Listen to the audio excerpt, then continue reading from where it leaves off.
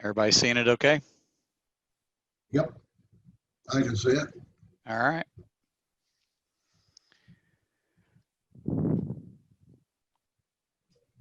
Where's Montgomery County? Just north of Harris County, which is Houston. They also know where the Woodlands is. Everybody knows where the Woodlands is. We're just about 10 miles north of that. Montgomery's actually west of Conroe area by about 10 miles. So. Okay, we got everybody is muted. All right, ground rules, guys. Michael would prefer if you hold your questions, text them, chat them, put them in the chat, and then he'll call for those from Beth. Beth will pass them on to him. He's got segments, so as he gets to a segment, he'll call for questions. All right, so if everybody, let's see, we got a couple that still have their videos on. If you'll turn your video off and mute, we'll turn it over to Michael. All right, ready to roll. All right, good evening, everyone. Oh, hey, let's admit somebody else in there. There we go. You're probably still going to have a couple more come in. I typically do the lawns portion of our trainings for the Master Gardener interns. I do ours there personally in Montgomery County. And some of you may know and may have heard the conversation earlier. I used to be the horticulture agent there in Nueces County, and in 2012 moved up here to Montgomery County, which is just a little bit north. It's in Conroe, actually, a little bit north of Harris County, the Houston area. And of course, we have a different scenario up here as opposed to down there. I was born and raised in Corpus, and can definitely understand the differences between there and here, and even some of the other parts of the state. So anyway, just recently got my certified professional turf managers certification here last year, actually. Actually, no, it's been a year and a half now. So the turfgrass specialist we had in College Station told me, he said, you need to come take this class. And I was like, no, I really don't have time to do it. And I complained, and him hauled around. Well, she cornered me into it, and I did it, and I got my certification for it. So any rate, let's go ahead and kind of get moving on here. So a couple of things we're going to talk about. We're going to talk a little bit about the physiology of turfgrass. We're going to talk about some selection issues. I want to say issues, but kind of pros and cons of different types of turfgrass that's available. Talk a little bit about lawn renovation, when to do it, why, and how to do it. Turfgrass maintenance, the mowing, the watering, the fertilization. I always call it the vicious cycle, because the more you do one, the more you do another. So talk about some common lawn problems, both with fungal issues as well as weeds and insects. So turfgrass is a big deal in Texas. We've got, especially up here, Montgomery County was one of the top growing counties across the entire state of Texas, and I think top 10 in the nation or something like that. We've got a large area production, and it's because more and more homes are getting built, and I mean, we've got 1,000, 2,000 acre facilities going in with homes just all over it. So all those need turfgrass. Well, they don't need it, but they all want it. There's it's very diversified as far as vegetation. It's a ground cover. It has a lot of environmental benefits to it. And I don't know if anybody's ever seen it, but you can actually do what they call a rain study or a runoff display. And if you take bare ground and some vegetation and maybe mulch or something like that, you can see the different infiltration rates of water as you simulate an inch an hour rain. Very early on in Nueces County, I got to see that in a row crop field of like a no tillage field. We actually had a rain simulator that we brought out to the field, and they actually had backhoes where they dug 6 to 8 feet down on the ground where we could see infiltration rates. It was really interesting just to see that why we don't want bare ground, why we want some type of ground cover there, and what it actually does as far as helping that water penetrate further into the soil column. So erosion, that's one of the things, water filtration. And the whole thing is that, everybody wants the green lawn, everyone wants that aesthetic, that really natural, good appearance. Then of course we use turf for sports fields as well. So a little bit about the physiology, what's, a grass versus a turf grass. Of course, there's lots of grass species across the whole entire state of Texas, over 500 some odd species. And the biggest thing is that turf grass survives mowing. It's not like our ornamental grasses where you cut them back once a year, during dormancy, just so they'll spread out and look good in the spring and into the summer. So the biggest thing with doing this is that you have what we're mainly concerned with is with turf grass is we want to grow this blade of grass. That's what we want. We want green blades of grass. And so it's a most important factor. We're not producing a fruit. We really don't want to produce a seed head, but we want to produce these good, big green blades of grass because we want it to be aesthetically pleasing. We want it to be uniform, etc. And you can see, of course, the different types of, root systems that are on here. Your rhizomes, which are underneath, and you got stolons, the runners that come across the top, like St. Augustine grass. Your rhizomes underneath. Probably one of the worst grasses we have around in our area is called torpedo grass, and it has root systems that are like 6 inches, 7 inches down below the surface, and then shoots up grass, and it's actually a weed. It takes over St. Augustine. It can be a pain, but there's different characteristics that are there for each of these grasses. So the main things affecting species selection is water quality. Some people may be on some type of irrigation other than city water. You have to be careful. There's places out there kind of going towards Orange Grove on 624 that have a lot of boron in the water. So you have to be careful about landscape, what kind of plants you select. And you have to also be careful about the type of turf grass you select as well. Some are a little bit more tolerant than others. The whole thing is that when it comes to water quality, you also make sure your grass is in good proximity to water, especially down there when you're only getting 28 inches, 25 to 28 inches of rainfall a year, and 2 or 3 of those events are 5+ inches, and at that time. So you're going to rely more on the hose or the irrigation system more than rainfall at most times. So you have to be, cognizant of that, especially if you have larger acreage. A gentleman that I used to work with, he had, 5 or 6 acres. Out to a certain point, he had a St. Augustine grass, and out beyond that, it was drag the hose and water. I always kept telling him, you're kind of crazy on this one. You just need to let it roll, and just whatever goes up there, just keep it mowed, and nobody ever know the difference. But anyway, shade tolerance. A lot of times oak trees down there in South Texas get pretty thick and everything, and really shade the ground. We just have mots of trees a lot of times that shade everything out. So shade's an issue with certain types of turf grasses. Basically, let's say Bermuda versus St. Augustine. St. Augustine, of course, is more shade tolerant than any of the Bermudas.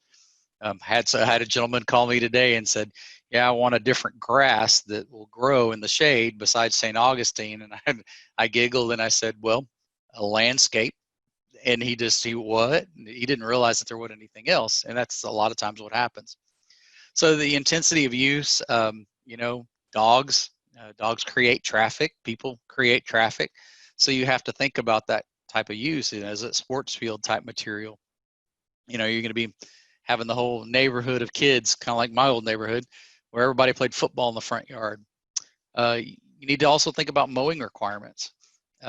Each one of those grasses requires a different type of mowing. In fact, when I lived out there in Cal Allen area, there was a gentleman that had Tifway 419, which is a hybrid Bermuda grass. And my wife and I would go on walks, and I'd walk by, and his grass was I just loved the way the Bermuda looked. It was, very prim and proper. But he was having some problems with it. And I just happened to walk by one day, and I said, hey, it might be a mowing issue. You may need to mow it a little lower. And sure enough, he went out and rented a reel mower, reel versus a rotary. Went out and mowed it, started mowing it lower, and it really looked good after that. And it just doesn't like to be mowed too high. So you got to think about those things.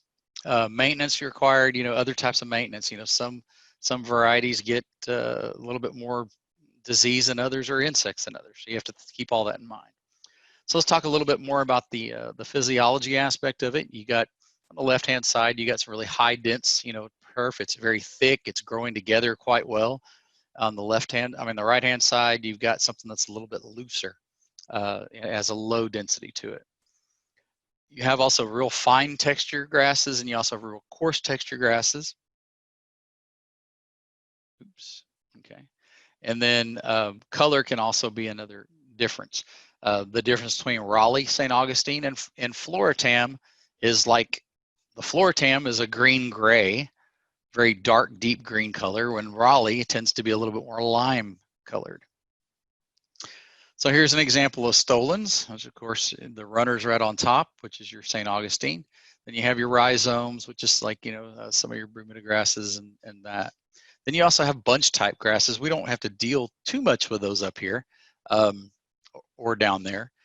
Some of your bunch type grasses, we have one we call Bahia grass. That's something that we have that is a bunch grass. But for the most part, we don't have to deal with those, especially down there. It's typically either St. Augustine, Bermuda, or zoysia. So the difference between warm season grasses and cool season grasses. Up here in Montgomery County, since we have a lot of people, large influx of people that move in and out, a lot of times they come from up north and they want to know why they can't grow Kentucky bluegrass or perennial ryegrass. There's things that we just can't grow up here just because of the fact is they don't belong here. It's like taking somebody from South Texas and throw them at the Arctic Circle. They're not going to like it, and vice versa. It's just too hot for some of those grasses to last. So, and those are on the left-hand side. Those are all your warm season grasses, and that's primarily what we do in Texas. We plant those warm season grasses. And I don't know if most of you, I actually lived in Hawaii for about 6.5 years, and it's funny, they call the area in this chart tropical. That's great. They also call Corpus Christi and some of the areas along the coast tropical. I beg to differ. It's a very different climate. Hawaii is very, very different. But for turfgrass characteristics and everything, it's kind of a good way to characterize it. So here's a graphical view of, or kind of a good visual representation of what cool season grasses versus warm season grasses, as far as their growth is concerned. You can see how in the, up here with the winter grass, how they, come up and then they come down. Once it gets hot, they kind of go dormant, and they have a little bit more growth down in the fall. And this can, I want you to be kind of thinking about this and keep this in the back of your mind. You need to look at this from a standpoint of how do you fertilize this? Wow, we have, warm season grasses, they ramp up and then they go dormant. Okay, so fertilization, or do we really need to fertilize 3 and 4 times? Same thing with even, cool season grasses up north. They fertilize twice a year for a reason. Do we really need to do it? And there's some things that I'll kind of point out along the way about that as when we get to that point. So for your warm season grasses, these are kind of some of the pros and cons and weaknesses of those grasses. Very very easy really to kind of see how they play out. When you do need something that has shade tolerance, you look at it and really the only one that has great shade tolerance is going to be your St. Augustine. Zoysia grass.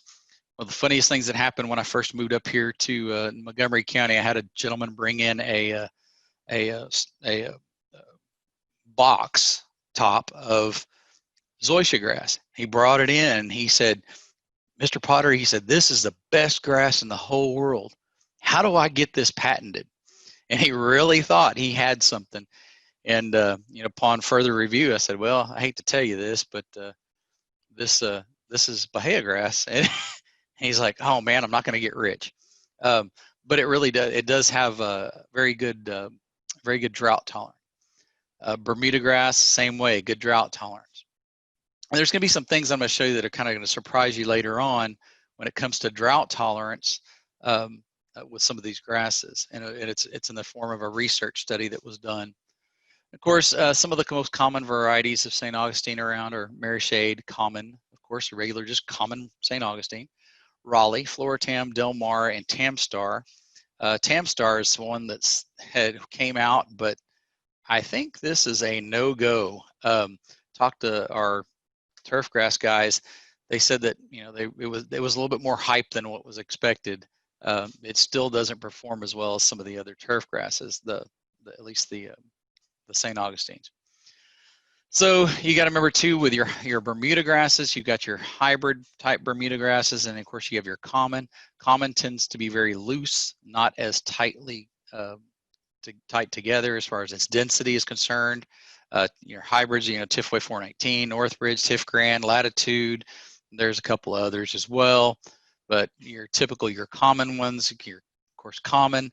Celebration, that was one actually that I saw down in Kingsville area in Clayburgh County. The ag agent over there had some around an oak tree and out in his front yard, and I was really kind of impressed with it. And right now I actually have a demonstration at our facility here in Montgomery of just nothing but Celebration. So, and it's a pretty grass, but it is a little bit looser. It's not real tight, but that's kind of explaining some of the differences there. You have your Matrella and your Japonica zoysia grasses. I have seen this in Nueces County a little bit more than what it used to be. People are selecting these types of grasses. We actually used to have a zoysia grass trial on outside my window at my office, and my predecessor, Tom Leroy, I asked him, I said, well, what variety is it? And he said, I couldn't tell you. He said, we didn't do it right. They didn't plant it as far as knowing which one it was. And he said, plus I don't know where that information is anymore. But we do have a zoysia out there. And the one thing about zoysia is that once it gets drought, you get to the point of a drought, it starts to go dormant, as most grasses will. But you can see kind of some of the differences, different varieties there. You got your Matrella, Xeon, Zorro, Cavallero, Emerald. Emerald's an old standby. It's been around for a long time. In fact, we have a demonstration out at our office with Emerald in it, just so people can see it. The Japonica series types, Palisades, Jammer. Jammer is something that my mother-in-law, when she lived up in San Antonio, used to have. The only thing I ever saw that was kind of a downside to that is it starts to get real thick, and it starts to kind of create its own thatch and build up, and it kind of needs to be thinned out every couple of years. So, every one of these grasses has its own pro and con.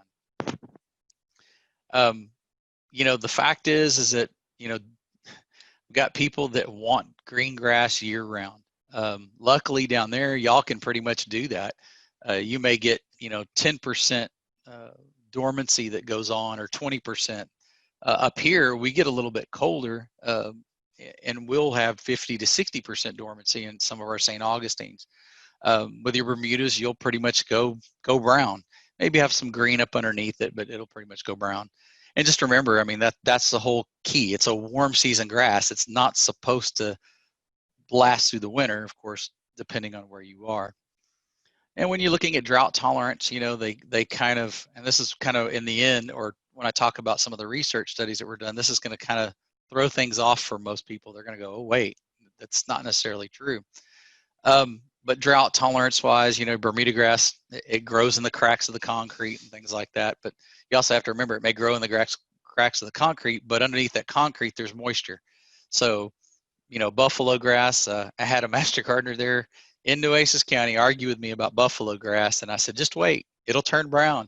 And I think he argued with our turf specialist at the time, and and the turf specialist got kind of perturbed at the guy, and a couple months later it got dry, it got hot, and that buffalo grass went browner than brown. And it wasn't so hot after that. He didn't talk much about it.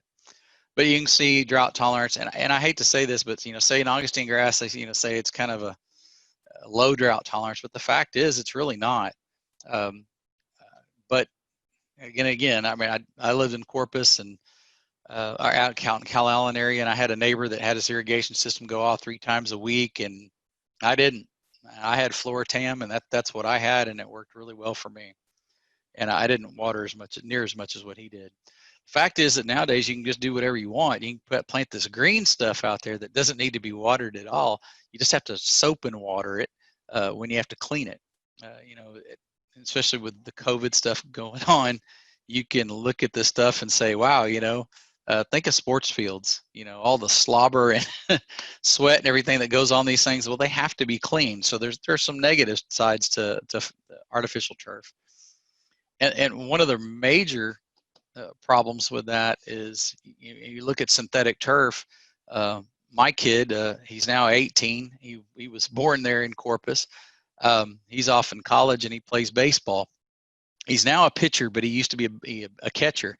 And I remember many times going to these games where they were on these synthetic turf fields, and it was 140, 160, 100, some odd degrees out there. And I felt sorry for him because he's only as big around as my pinky. He's just a skinny kid, but he would be just worn out after these games. And that's the whole thing, is you got to look at it from that standpoint. They, turfgrass actually has a cooling effect. I mean, you sit here and look at it. Asphalt's actually on the same day. This is where all these temperatures are taken on the same day, within 5 minutes of each other. And asphalt is actually cooler than what synthetic turf is. So, but they are making some synthetic turfs that actually do have a reduction in the heat. So, overall, turfgrass selection, it tends to be more of an appearance issue with most people. I know what kind of turfgrass my wife would enjoy and love more than anything, but I don't have the time to maintain it properly or to do it. So it's not something that's feasible to me. I've got to be able to manage it as little as possible, especially now with a kid in college. I don't have my regular lawnmower here anymore. So I've got to do things a little different as far as the way I do it. But some people like that fine feel to a grass, or that golf course type grass. And it does become a kind of a, your own personal, choice at some point in time. Just depends on what you want. Sometimes you have no other choice than to choose like St. Augustine because you have a lot of shade. So when it comes to the site renovation, it's important to look at, why we have this situation to begin with. Is because it was diseased? Is it because of whatever scenario? Maybe it's time. It just needs to be renovated. It's an old 1970s lawn that's beginning to get St. Augustine decline, or whatever it may be. So you got to look at it from a different standpoint. You need to do some good site soil preparation. It's very, very important. And most of the lawns, the house that we moved into when I lived out in Cal Allen area, it was a new construction home. They came in. I tried to get them to put Floratam down for me, and they wouldn't do it. They were only going to put, common St. Augustine in there. And I think I finally got them to put in Raleigh. But what they did is they came in with a little skid steer equipment, and they just basically scraped the top of the ground and got it level that way. So it compacted all that clay soil. And so there was no soil preparation that was done. And that was one thing that was very hard for me to understand and to even, it just, lack of soil preparation has its shortfalls. You're not going to have a good turf that has some longevity to it, or landscape, or anything else, because of that. Let me see, we got some chat going on. Let me see. So if buffalo grasses goes dormant all summer, does that mean it's a cool season grass? It's not really necessarily that it goes dormant all summer. It's just when it gets dry and hot, that's when it tends to start having leaf firing, which means it is kind of a dormancy that does occur. A lot of people think, yeah, it's going to be brown. It's just going to be how much brown is it going to be? That's kind of the way I like to do it. I always teach turfgrass from greenest to brownest. First, let's talk about St. Augustine. it's going to be your greenest, and it's going to stay greenest the longest, as long as you can provide the water to it. Okay. Because I So have yeah. buffalo in the shade, Uh-huh. and it doesn't have the same weed issues because it's only dealing with horse herb. And That's the one man's weed, another man's treasure, though. I can't stand the horse herb anyway. But the buffalo's way out by the sunny sidewalk, Right. and there's no grass in my grass. There's just the horse herb. Mm-hmm. So I stuck some buffalo in just to see what would happen, and it does great all summer long. Really, I mean, it does kind of fizzle a little, but it's in the shade, so it doesn't really die back. Yeah, it's not directly in the sun that much. And if you have, some of those grasses, that's a great point. Some of those grasses, you'll have microenvironments, just like landscaping. You have microenvironments that occur. And, maybe it's on the kind of the northwest side of the house, and it gets a little shade. Well, it gets shade just in the right time where it cools it off enough to where it's not going to suffer that, that severely. Or maybe that is a low area, or maybe it does hold a little bit more moisture. In fact, y'all down there, y'all have Victoria clay series soils where you get a lot of moisture retention in those soils, and that's very important. We have clay soils up here, but they're not as they're just not as good as, I say as good. Everybody curses clay soil, but the fact is it holds so much moisture, and y'all have such a deep clay soil that holds moisture. I mean, when we did the studies out in the fields, we're digging 8 feet down in a drought year, and yeah, 2 feet down, there's hardly any moisture. But man, when you go 3 and 4 and 5 feet down, there's moisture down there, even though there's cracks as big as a basketball. So it has moisture holding capacity, which is great. You just have to have the root system that develops in order to really utilize that moisture that's there. But yeah, there are microenvironments, and there are scenarios where they work fine. We've seen buffalo grass out in fact, if you go out 624, there was a gentleman that had a Klein grass field, which is kind of similar to buffalo grass. Man, he had a beautiful stand of Klein grass, but he had more of a sandy loam. And it was just an area where he kind of got normal showers that kind of just bypassed Noasis, and he just kind of hit that corner of the county, and he always got a little rain here and there. So his microenvironment was fabulous. But then again, there's some years where it doesn't happen. So, when you do have, especially that clay soil, and it's really deep and compacted like that, best thing to do is, come in and bring in some kind of sandy loam or compost or something like that to break it up, allow for some more oxygenation to occur in that soil. Sometimes soils get so compacted, there's just not enough oxygen there for the roots to absorb and for the roots to really grow through. They have a harder time getting through there. So having that broken up at some point in time really helps with getting those root systems down a little further. And the whole thing is bringing in, we always said it's kind of like the earth kind modules that we talk about, bringing in compost, 4 to 6 inches compost, till it into the soil. And it was funny, for years I had done that down in Nueces County. I had in the summertime for school, when I was getting my bachelor's, I would actually paint houses and do landscapes.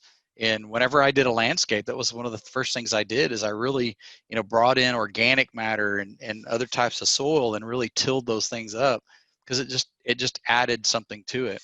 And that natural type approach is we're trying to mimic a forest floor.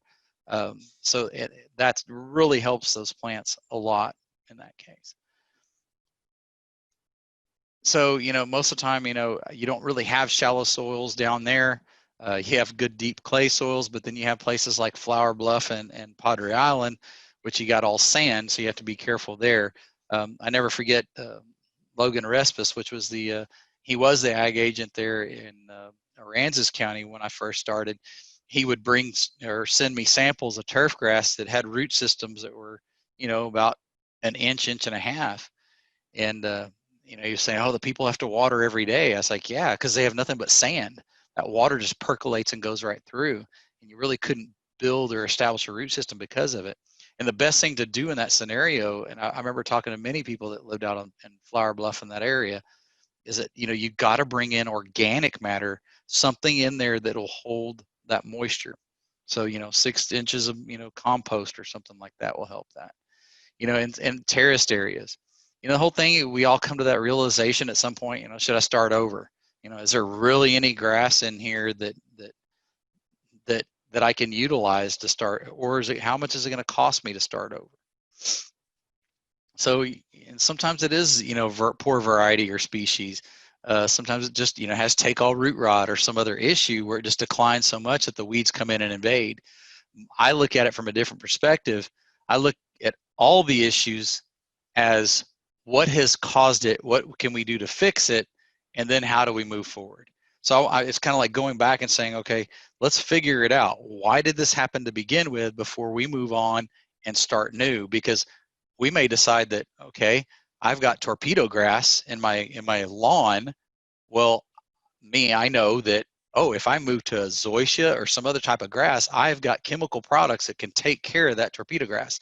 Where if I had St. Augustine, I can't do anything. Whatever kills torpedo grass kills St. Augustine. So it helps you make better decisions, just kind of understanding why things happen, or at least the reasons behind it. So, and a lot of times, I'll go back to this one. A lot of times people, Bermuda grass infestation in a St. Augustine lawn and vice versa. It's easier to get St. Augustine out of a Bermuda lawn if you stop it early. It's harder to get Bermuda out of a St. Augustine. There's no silver bullet. We always have people, what can I use to kill it? There's nothing. The only thing you can do is have a good, healthy South Texas lawn. Keep it mowed. It'll compete readily with each other every year.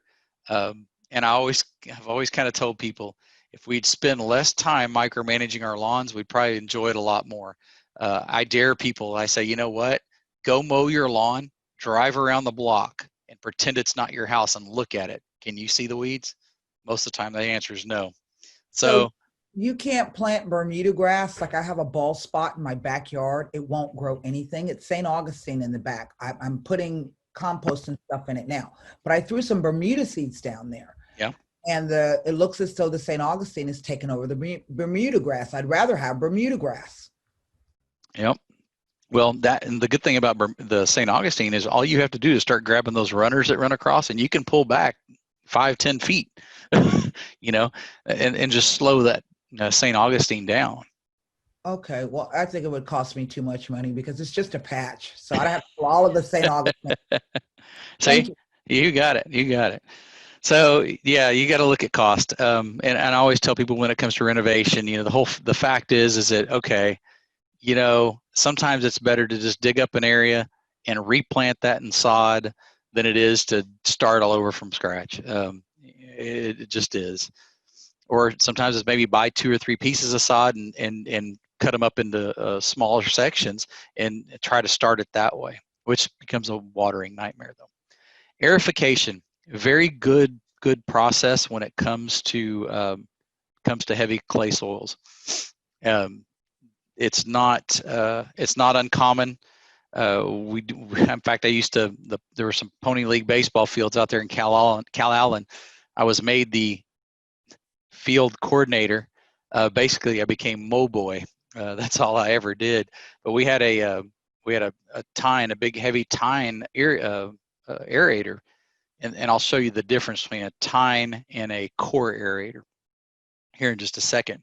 But the active aeration, it provides more oxygen in the soil. When you can't start from scratch and start from bare soil and till in 4 to 6 inches of compost or something like that, it kind of helps.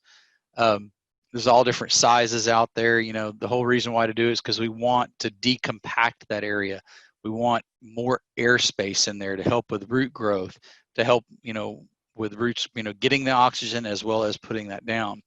The other reason why we try to do some aeration sometimes is to reduce thatch or to break up thatch or help it break down faster.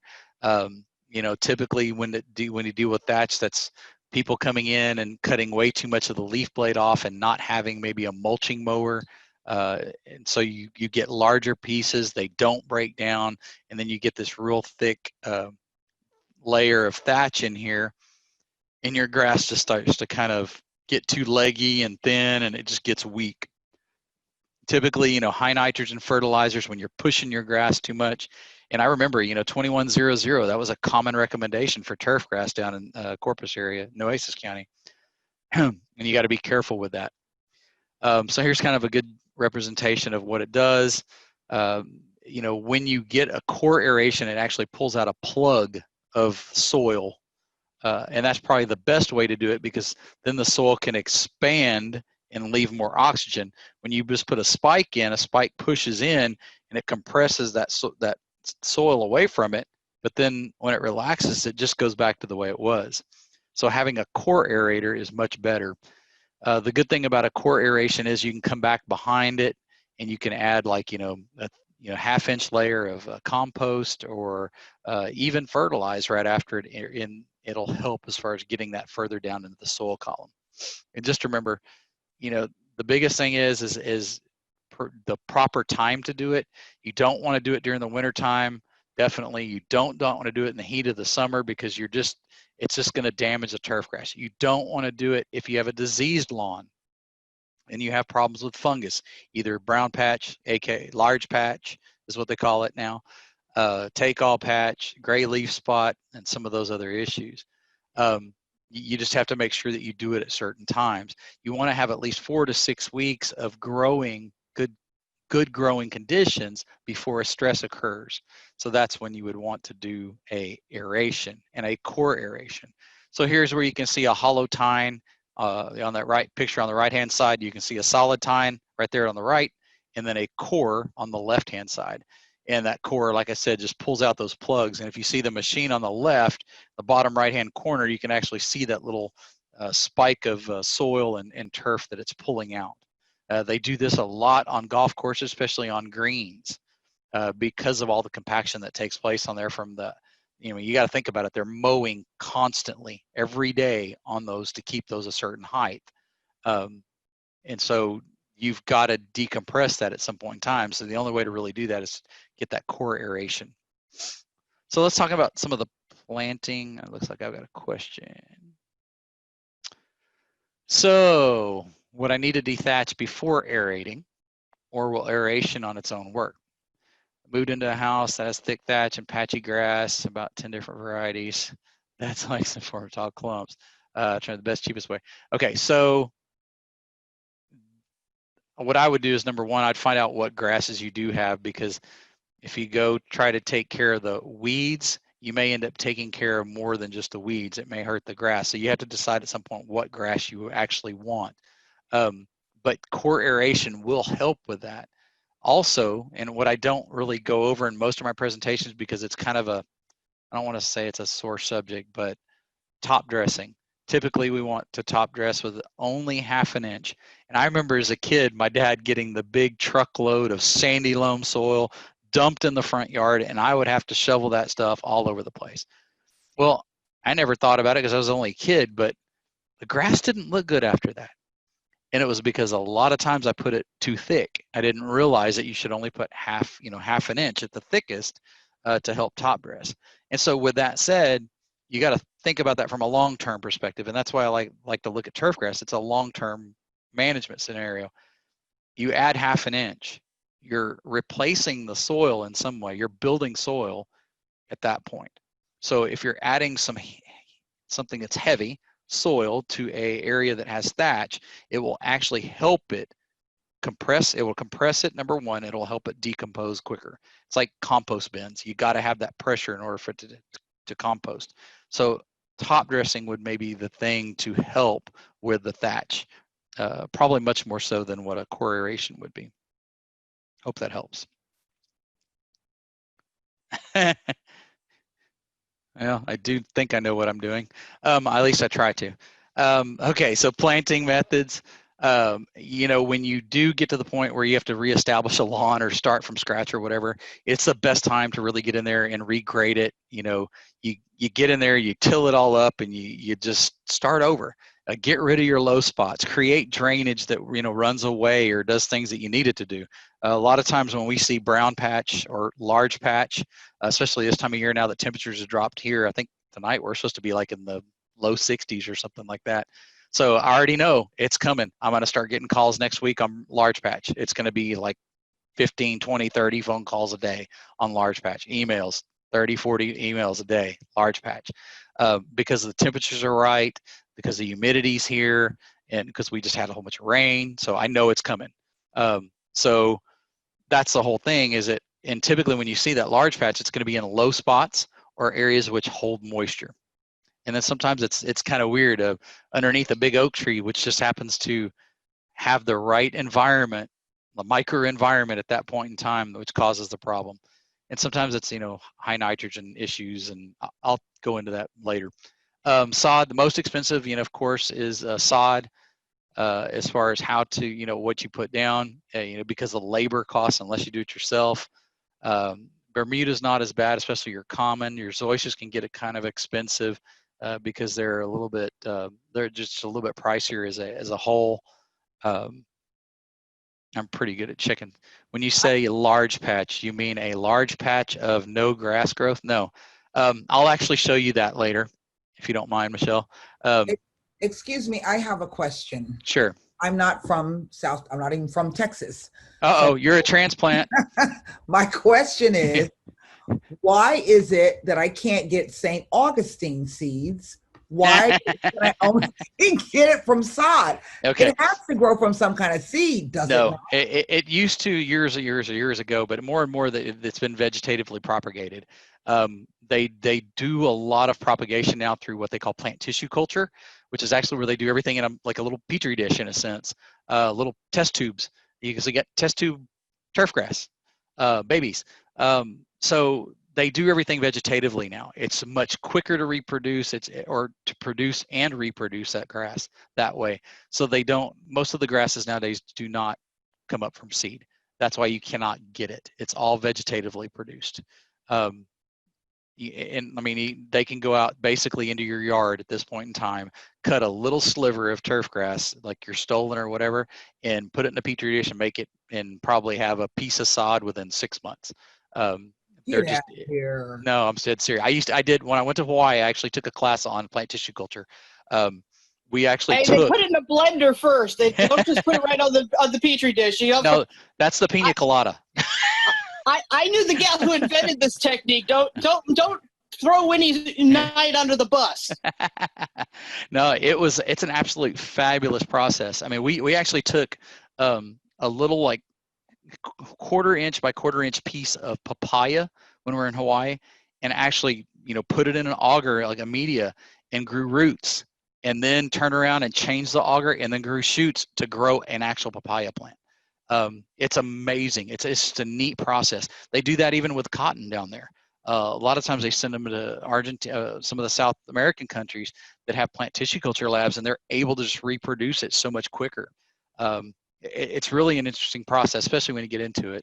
I'm trying to track Winnie down. If I can get Winnie Knight, if I can figure out where the hell she is and if she's still alive, I will have her be a guest speaker for one of our membership meetings. That would actually be fabulous.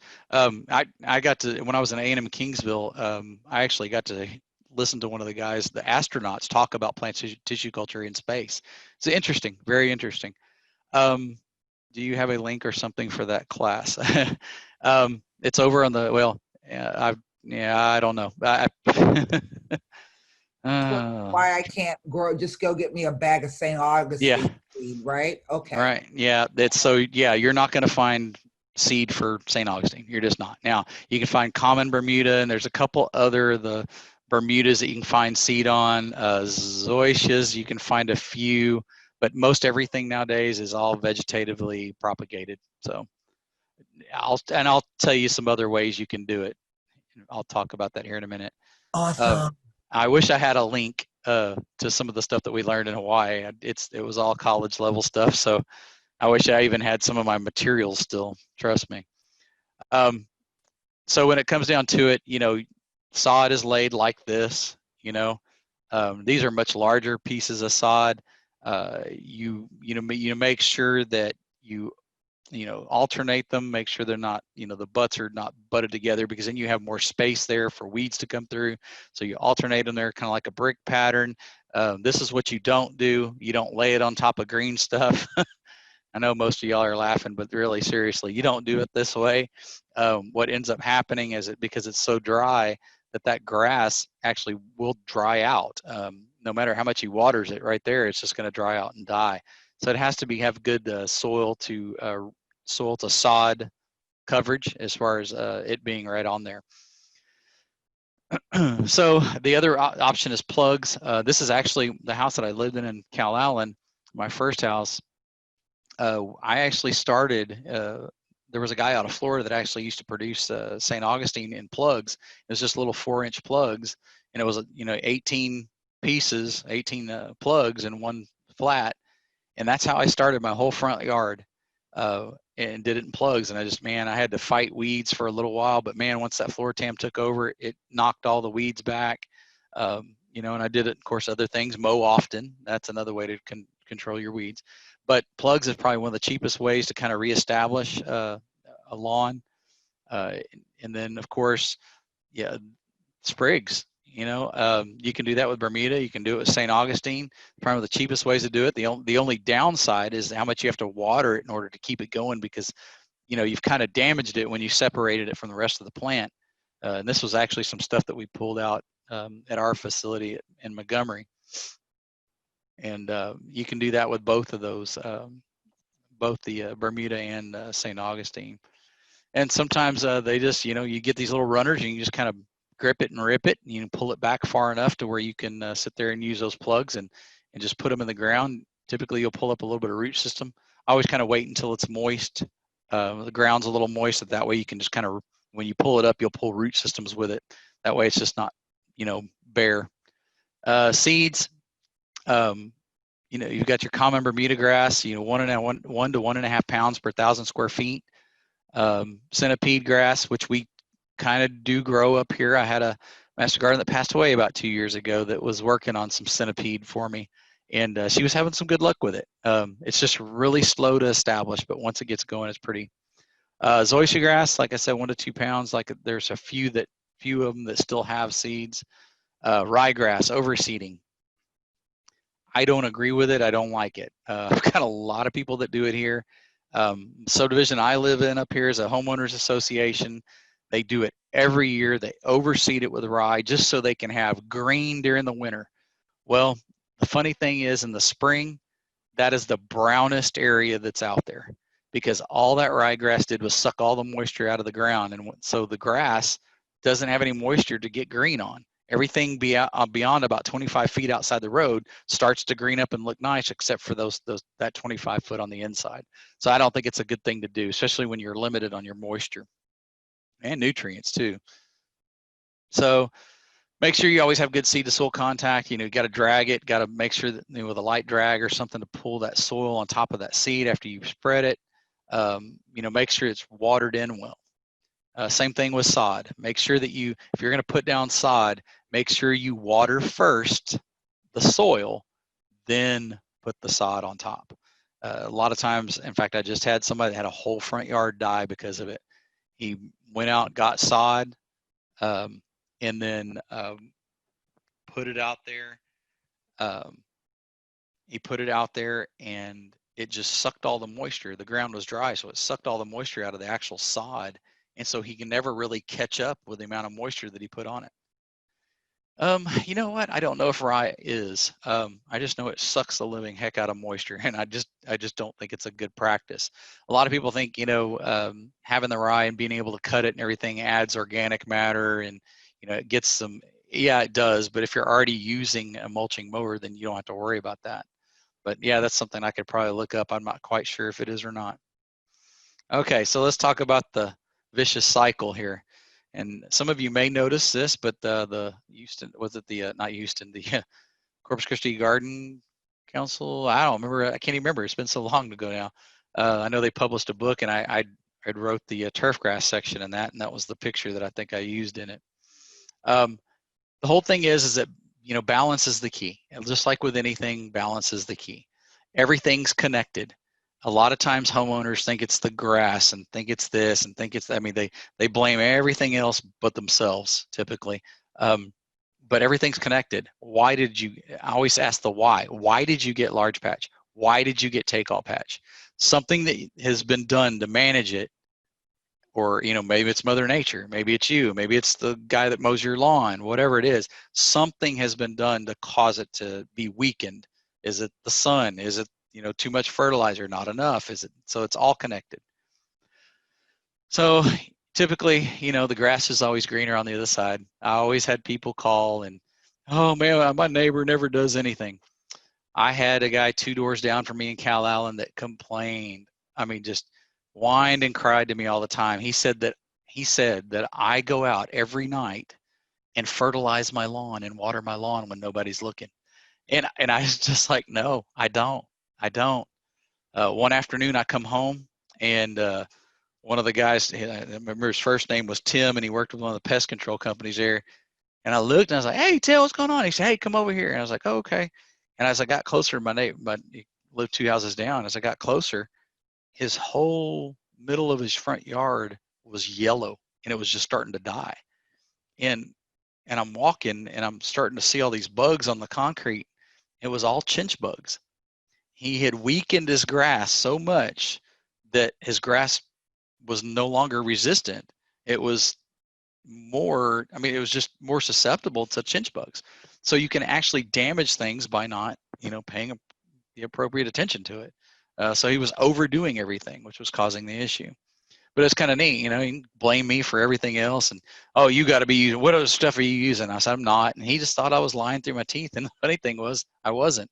My yard looked better than the next guy's house. If all else fails, just paint it.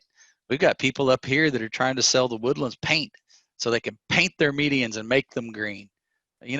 Brown's a color too. Leave it alone.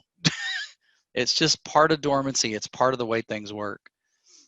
So Liebig's law of minimum. Well oxygenated soils, sunlight, water, fertility, all those things are all part of it. They all have to be in balance. And the whole thing is that, if you have one limiting factor in there, let's say sunlight, you can see the optimum growth of that grass. That's as good as it's going to get. All of that has to be in balance to get the full potential. If it's a whiskey barrel, I guarantee you everybody'd want them whiskey pickets all the way to the top. So that's the way we like it. So anyway, just make sure that you're doing things right. And I'll go through some of those other things.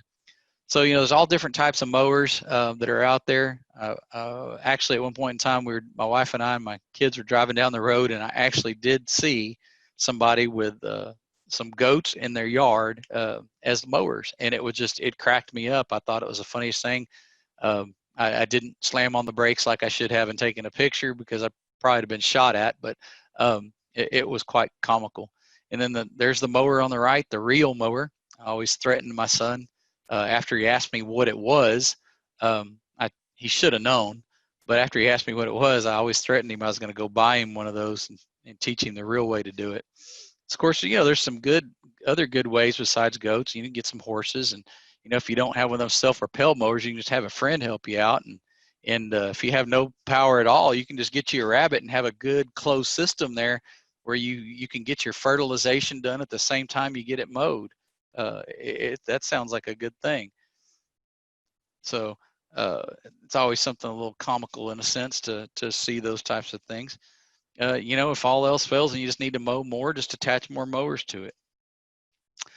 So when it comes to mowing height, Bahia grass is one of those that can withstand the highest. Basically, they use big old shredders or pull behind bat wings and things like that to mow it.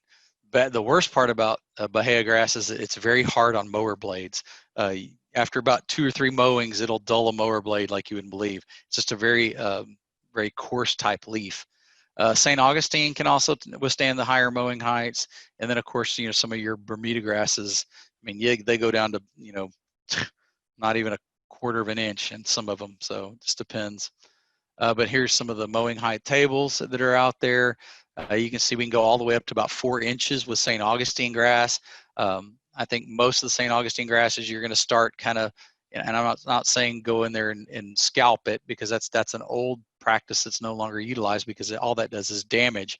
but you're going to, cut it a little bit lower towards the end. Like right now, I start kind of lowering my mower a little bit, like one notch every other mowing.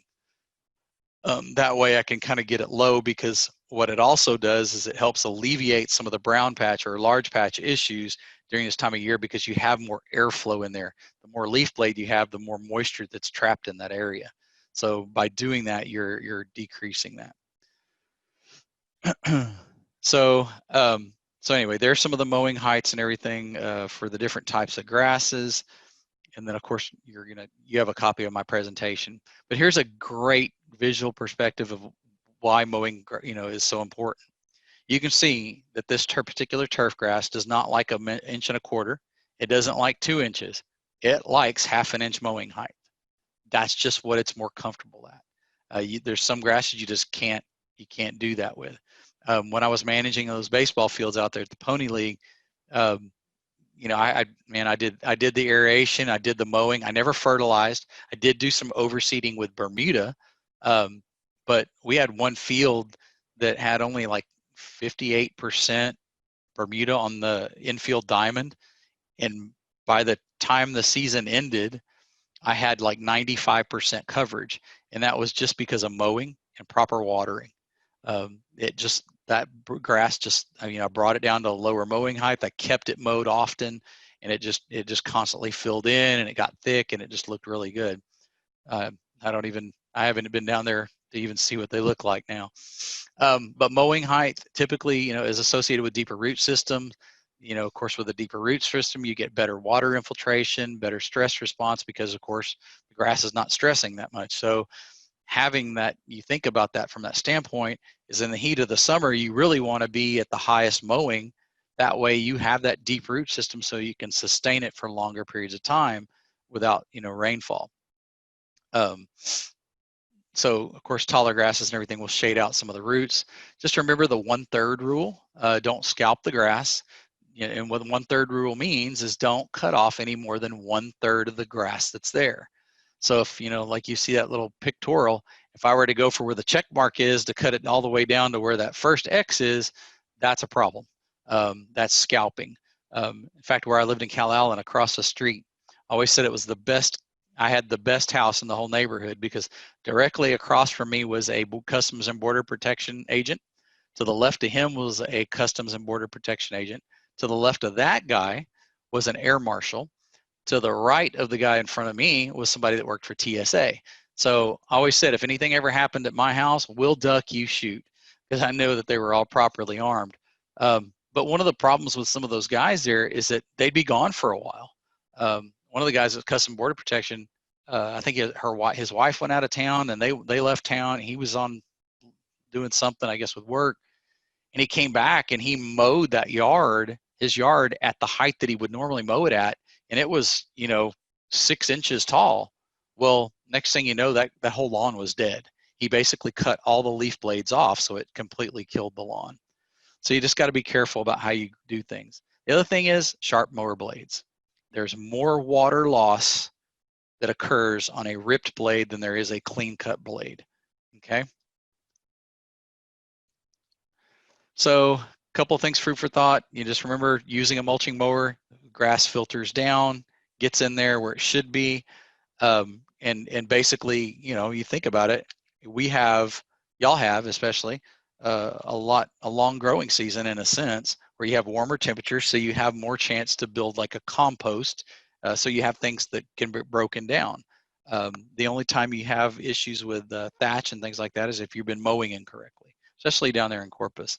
If you're mowing with a mulching mower, you should be doing okay. If you don't have a mulching mower and you have a side discharge mower, just make sure you go over those clippings several times just to break them up, smaller clippings.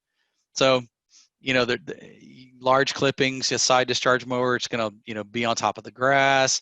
It sits there, it gets moldy, it gets yellow underneath it, and you start getting issues. So it just makes it more susceptible to other things. All right. Anybody have any questions or anything at this point? I have one question. Mm-hmm. When I first purchased my house, the lawn was in pretty bad shape. So I bought a real mower. I've got thick St. Augustine grass. and the grass came back. It was really beautiful, green and lush, but now it's so thick, I can't push my reel mower through it. So do I need to dethatch it? No, that's just the nature of St. Augustine. Okay. You really can't use, I mean, when it's thin, you can use a reel mower on St. Augustine. Yeah. But when it gets thick like that, yeah, you got to go to get a, mulching mower, a real Yeah. actual rotary mower to do it. I ended up buying one, but I just thought maybe I could do something to go back to using it. Okay. No. Sorry. All right, anybody else? Or before we move into water, let's see, I got one that came through on chat. Reel mower best from Bermuda. That's correct. And some of the zoysias, believe it or not, especially some of the Matrella ones, the ones that are real fine. All right, so let's move into watering. This is probably one of my favorite things. I did a lot of work in Corpus with the city and the county on watering stuff, water runoff. Gosh, Yolanda Martinez that used to work for the water department, Irresurscape, Corpus Christi, and a couple of those people down there. Had a lot of fun doing them too. So there's a lot of things I learned that kind of still stick with me even here. So you got to think about it from a standpoint of warm season grasses, what their growing season is. I think it's very comical, especially up here, when in February I see people starting to water. It drives me nuts. It's February. Our grass does not even start growing until April 15th or later. That's just when it does. It comes out of dormancy because of the soil temperatures and everything, and that's when it starts growing. And for y'all,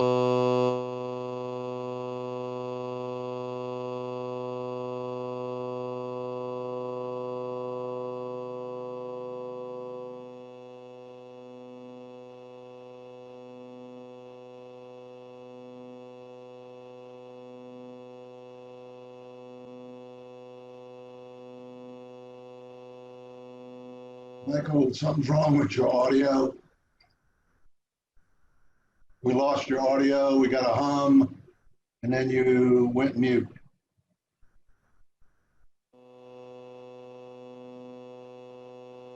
Try playing with the jack on your headset.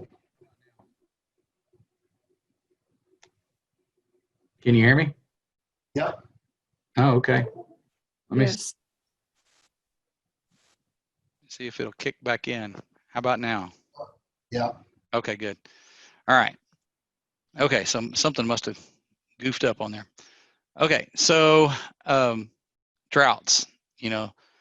Droughts are one of those things that are a big issue. I've seen many of them. One of the first years when I started in as a demonstration down there in Oasis, it was one of the big droughts. I mean, we had cotton in the field that only had one boll on it, one boll of cotton. And so, you have to be aware of that. You have to be aware of the surrounding. What is your, what's your normal rainfall? Up here, our normal rainfall is around 48 to 50 inches a year. I worked it out one day, and a guy was arguing with me about his lawn, about how much water it needed. And I want you to chime in through chat. How much water does lawn need during the growing season per week? Let's see how many smart people I got in here. How many inches per week? Half an inch, about an inch, 1 inch. Research shows 1 inch, and 1 inch a week. Now the fact is that we had some stuff down there at the museum for Xeriscape Corpus Christi. We had stuff down there that was going down on half an inch to 3/4 of an inch a week, and was still managing to survive and do quite well.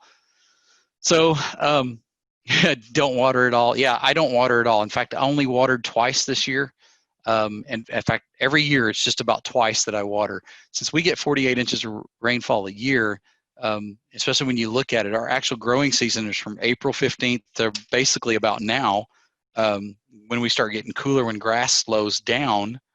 you look at that, and so you're in April, May, June, July, August, September. So you got about 6 months or so. That's 24 inches. That's half the rainfall we get in 1 year. Why are we watering so much? And I always like to say, and I even said it when I was down there, is that, basically irrigation should only be, you know, when we need to give it mouth to mouth. I mean, we need to keep it alive or make it, survive. This picture was given to me by my horticulture mentor, Skip Richter. He was in Austin at the time. Of course, who's surprised about that picture? But this was an artist that went out there, and they were not supposed to water, and so what they did is they turned their lawn into a polka dot lawn. Of course, you can see that there's some irrigation going off right here, but it's right after they were able to start doing that. But yeah, droughts get bad. Things happen, and the fact is that water that comes out of that faucet is for us to drink. It's not for us to waste on the lawn and the landscape and everything.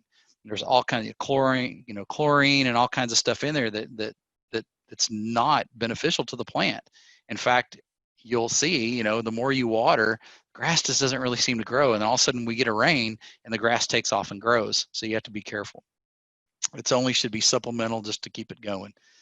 So the whole thing is everybody has the expectations. The whole thing is most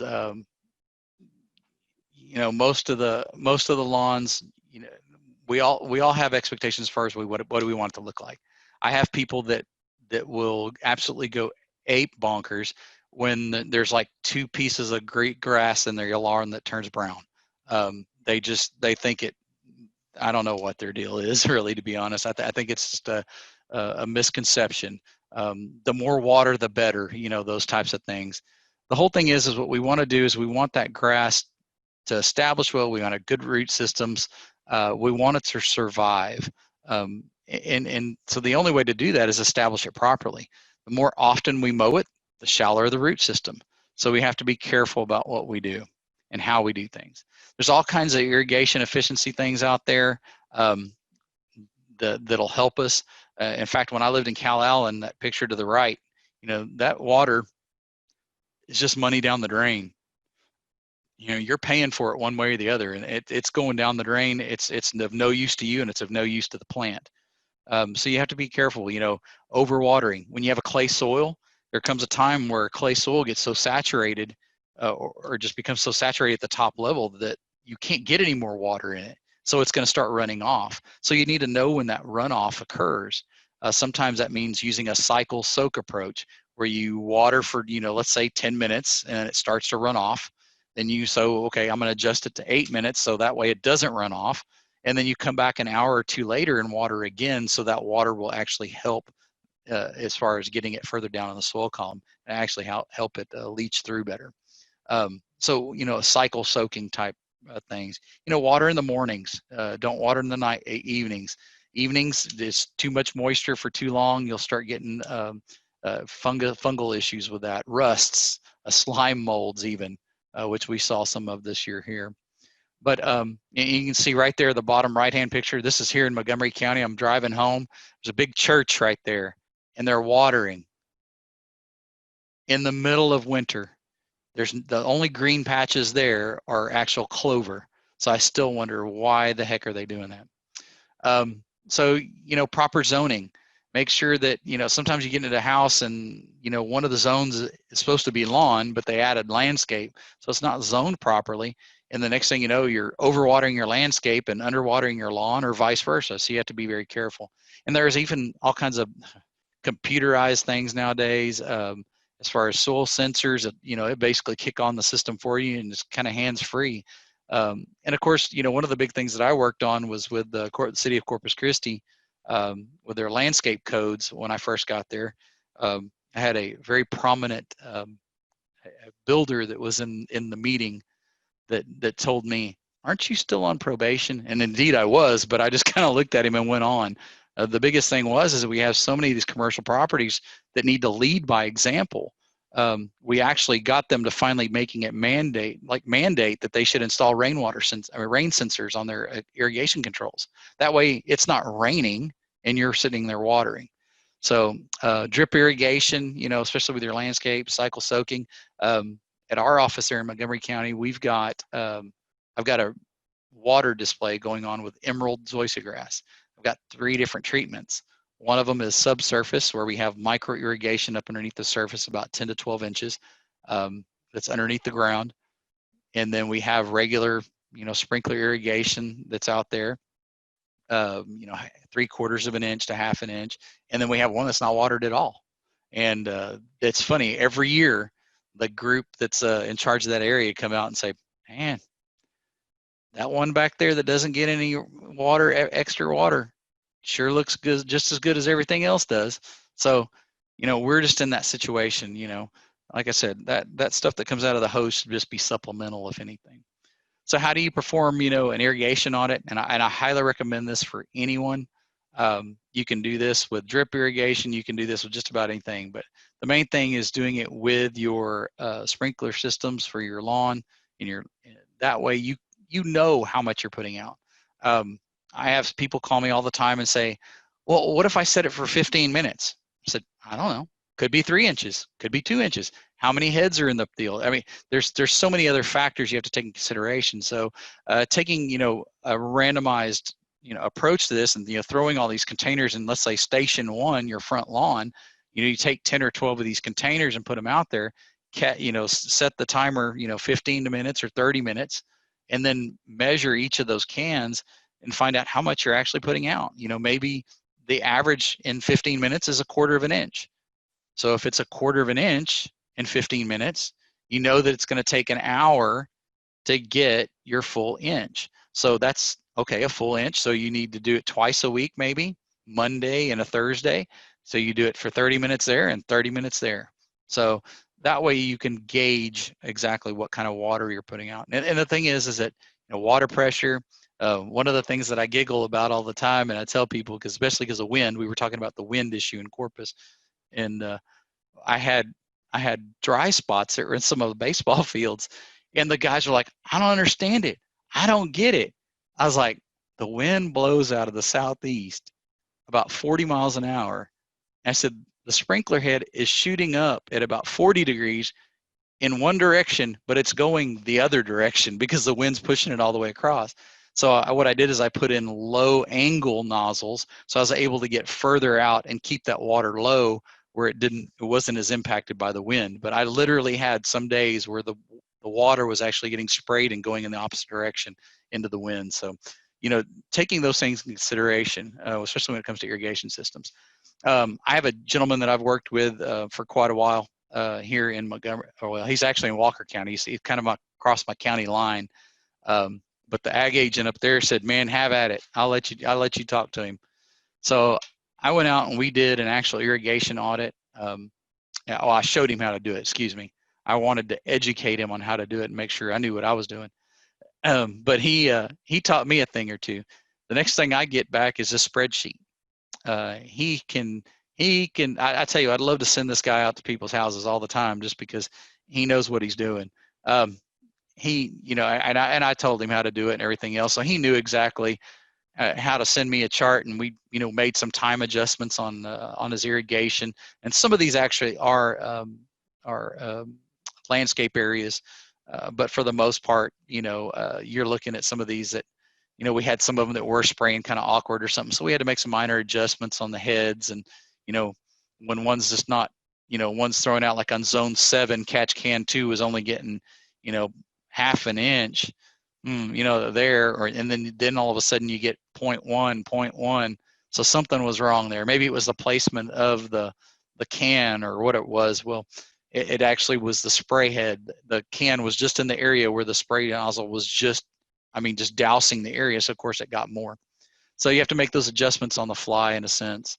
Here's a research study that's shown that, turfgrass can sustain itself quite well with less than 1 inch a week. The 1/2 inch looks good. 1/4 inch, yeah, you know what, doesn't look that great, but in a drought situation, it's feasible. It's what they call leaf firing.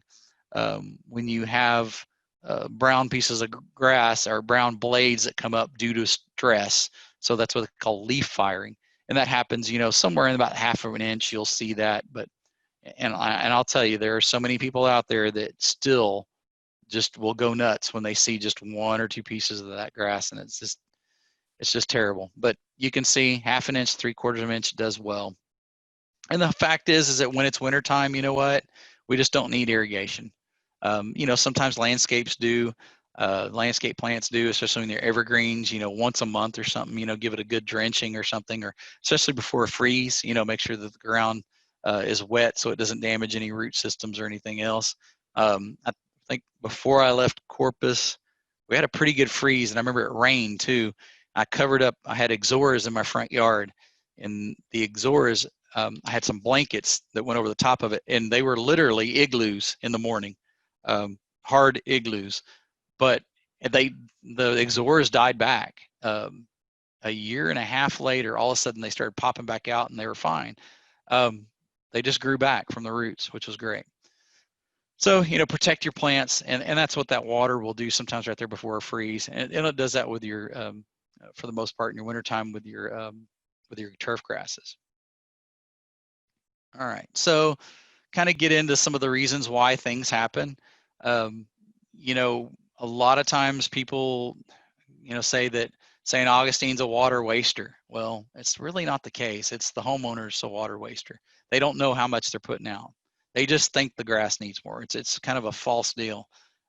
When you get to that point, when you're in that excessive range, you're sitting there and you keep piling in and keep putting more water, or you're adding more stress to it. You're trying, you know, your growth is accelerated to some degree, or it can be decelerated, because the fact is you're smothering it. You're not allowing it to have any root system at all. Any oxygen to the root system, you're smothering the roots. So it'll get root rot and some other things like that. So it just increases the stress, allows it to be more or less resistant to all your pests and diseases. And you can see on the other end of it, you know, when you go to the dry, you know, you get, you know, to recovery as possible, you know, if possible, as far as down there in that second area, you get, you know, decreased pest resistant, increased, you know, fungal issues or whatever it may be. It gets to the point of stressing it out. And when you get to where it's severely damaged, you know, you get some meristem death that it does occur, which, you know, of course, leaves the plant dead. One of the things I always like to talk about is the SAWS, San Antonio Water System. They did a great big turfgrass study out there. They simulated a 60 to 90-day drought, and in my memory is correct, they did it on 2 different root zones, like root depths, 10 inches and 12 inches, I believe, with, you know, different soils. And what they were really trying to do is make a direct recommendation. You need to have this much soil and you need to have this grass, and that's it. But what they found out was a little different. So after they simulated a 60-day drought, they, you know, all these grasses had dormancy in a sense. You could see that, you know, the percent green, you know, anywhere from about 25 to 50% green, and then water was turned back on. You know, this is day 12 of water turning back on. And by day 47, you know, you're 80+% green again. And day 78, you're all of a sudden back to the 100% green. So it just shows that there's technology or resistance built in, or dormancy built into these grasses to help them recover. And some do quicker than others, but this at least shows that there is drought resistance in St. Augustine grasses. And you can sit here and look at zoysia grasses and the same thing. Look how dormant they went. They were under 40%, all the way almost to completely dead, and then came back at the end. And then Bermuda, how dormant they were, you know, 30% all the way down to 0, but they came back much quicker. As soon as the water was turned on, they started greening up and regrowing much quicker. But at least shows that all those turf grasses have that ability to have the resistance, the drought resistance, and be able to come back from it. Basically, in coming back from a dormancy state from drought. So that's kind of an interesting deal. And there's a lot of those turf grasses that, I mean, and we're just getting better and better as we move on. Of course, new varieties and stuff like that come out, you know, year to year. and I remember when Floratam came out, man, I wanted that grass so bad. I got those plugs, I put it in my yard, and it took me a while to get it to go because I had to put those plugs so far apart back in my really poor days, you know, putting turf grass back there, and it was, 3 feet apart when it only should have been about a foot apart. Um, we got it to go, and it was the best grass. It's a lot thicker stolen, has more of a maroonish color to it. It's real thick stolen, almost the size of a pencil, very wide, very long leaf blade on that sucker, and of course gray green color. But good grass for down there. We can't grow it up here. We can grow it probably further south, maybe into Houston and maybe Fort Bend County. But up here in Montgomery County, we just get too darn cold. It tends to get a little bit more cold injury from it. Soil testing. This is my guy that I've been working with for quite a while. You can see 15,000 square feet. That's his lawn. So now you know why I worked with the guy. We basically started him on a fertilization plan. I didn't want to get too carried away with him, but we found fertilizers that would kind of start adding back to the soil what was needed over time. Nothing to you're not going to get it all perfect on the first try. You're just not. You can't just make that big of a jump. Yeah, the poor days. Yep, scientists, exactly. So you're not really going to make that big of a jump. Remember, if you go excessive, you're going to add stress to it. So you need to do it over time.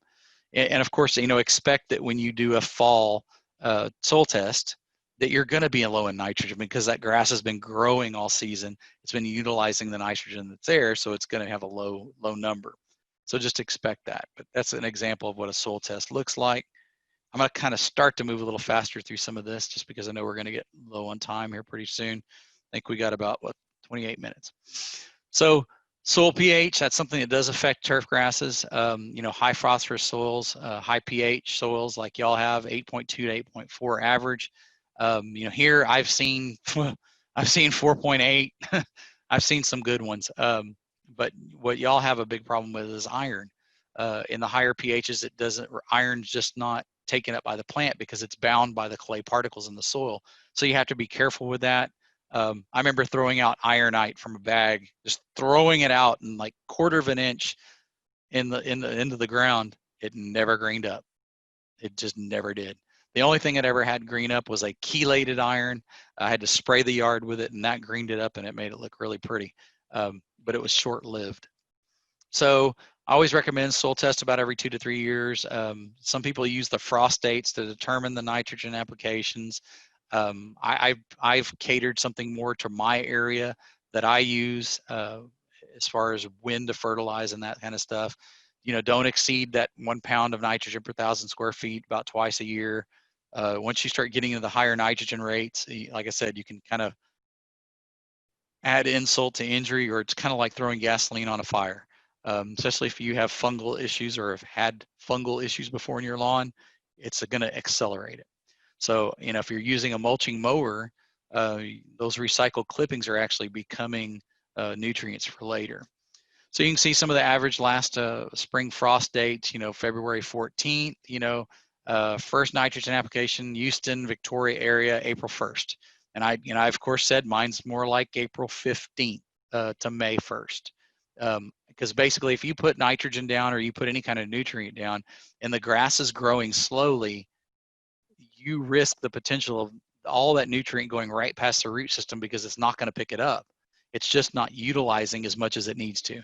Kind of like with grass growing in the shade, it's slower growing, so it's not going to use a lot of nitrogen. It's not going to use a lot of water. Same concept.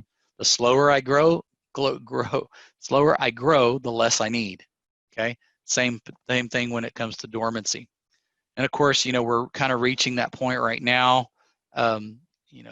I think y'all are a little bit better off than we are at this point. Y'all can probably apply, a slow release fertilizer, and it'll help you through the winter time till about October 15th, maybe even the end of October, just depending on the year. These are all variable. Trust me, Mother Nature has a way of messing us up or messing this up.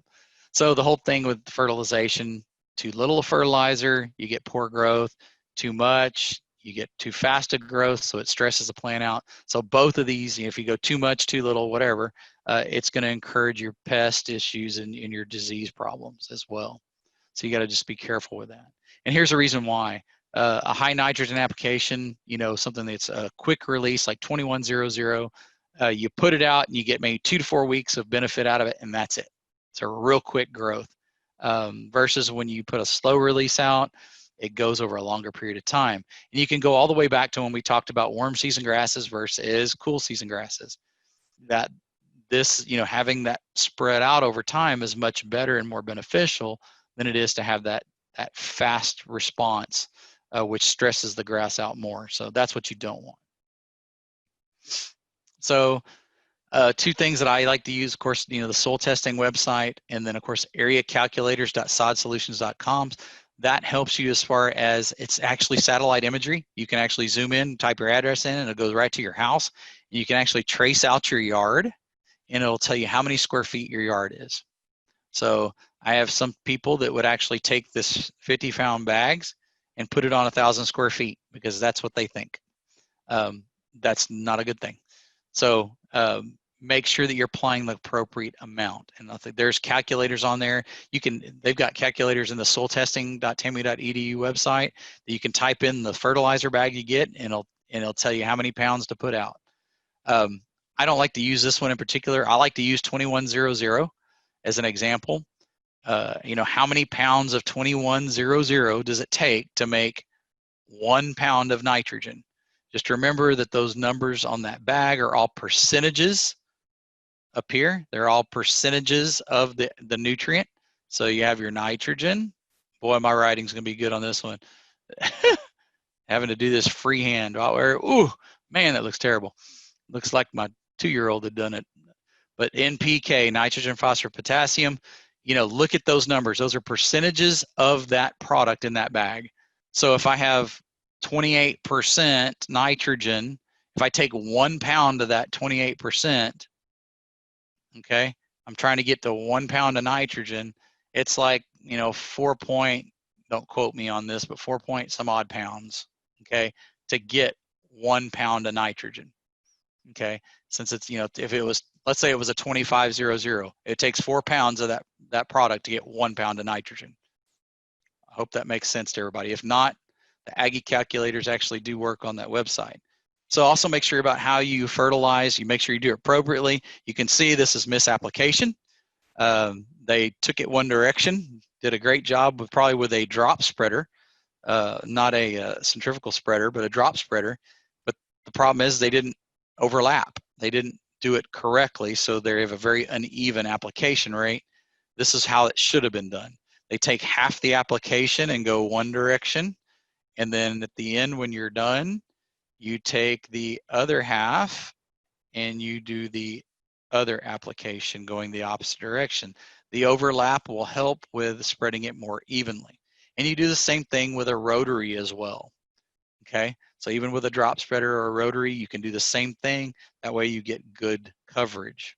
Okay, all right. So let's move into common lawn problems. This is going to get where we're going to get real fast. Everything is connected, guys. Just like I said from the very beginning, the water, the environment, the way you mow, what you mow with, fertilization, weed control. Everything's connected. Something always causes something. So that's the way I approach homeowners. My master gardeners, unfortunately, I've tried to train as many as I can in turfgrass. A lot of them, some of them have picked it up and done a good job. But a lot of them still just, it's because we have a phone room at the office. They send them to me. They don't even bother because they just say I know too much. But because I can figure it out. I can figure out what's going on. I can figure out why. The why is important.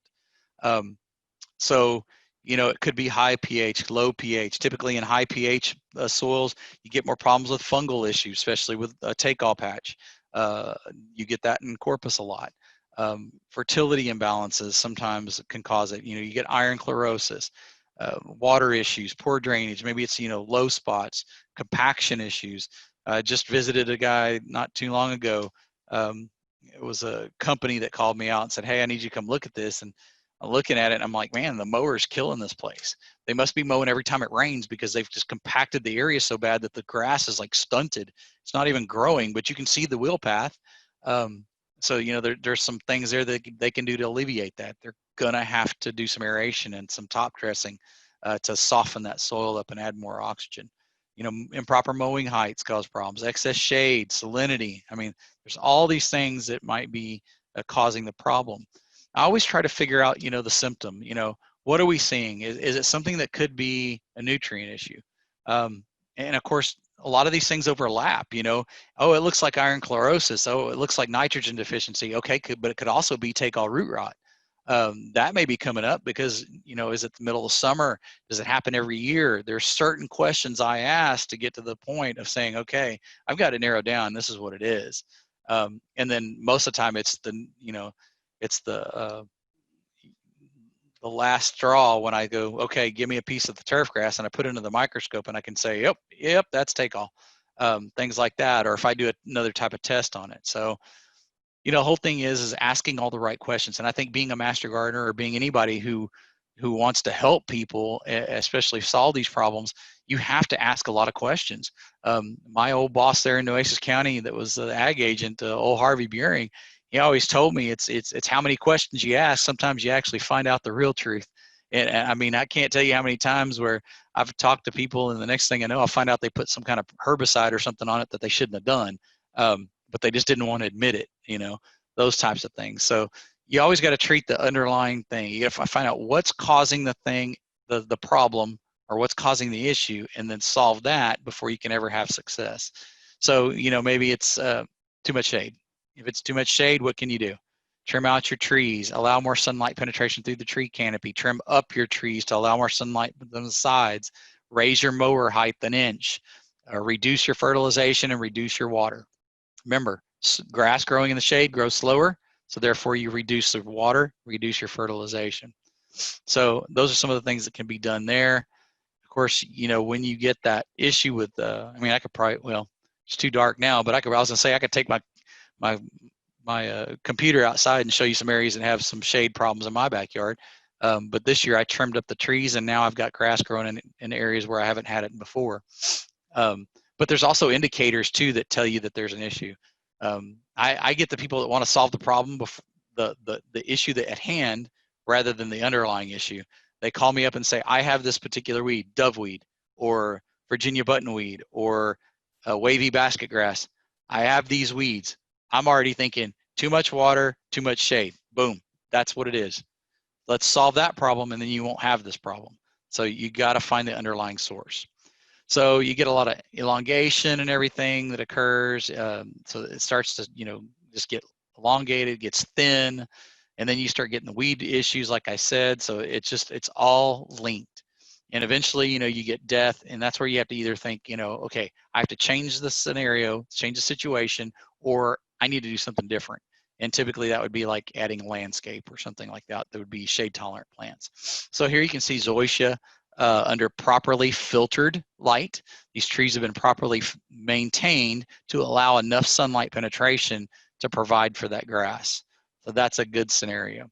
And even, in sometimes deep shaded areas, as long as those trees are trimmed properly, you can grow turfgrass underneath it.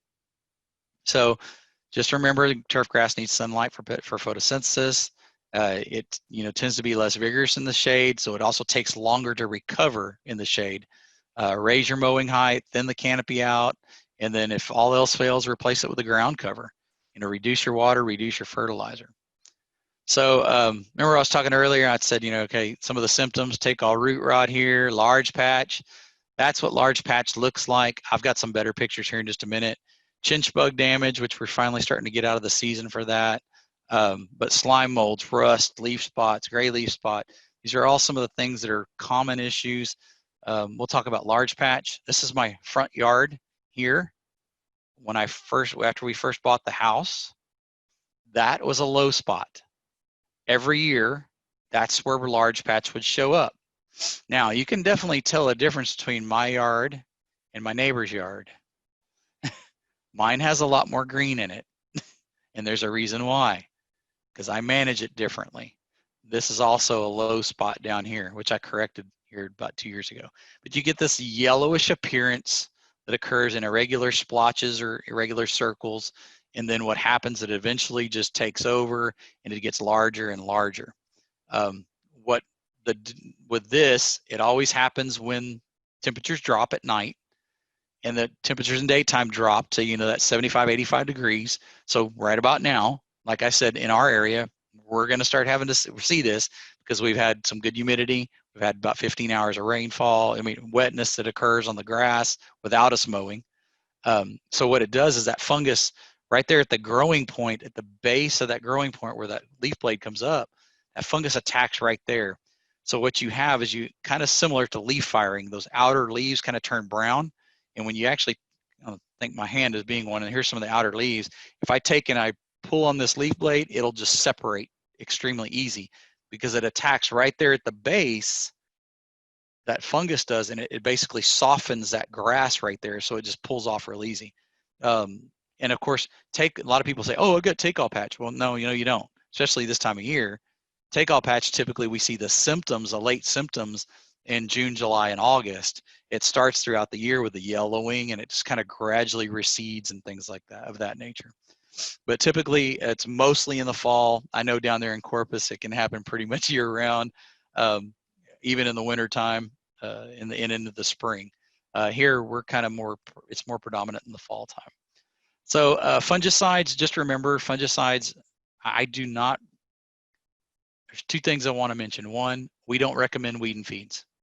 From the simple fact is a lot of them can damage trees. And from the simple fact that in our area especially, when you treat for weeds is different from when you treat, when you fertilize. It's just two different times of the year. You're basically throwing out fertilizer and it's going right past the root system. Remember I talked about how grass grows, okay?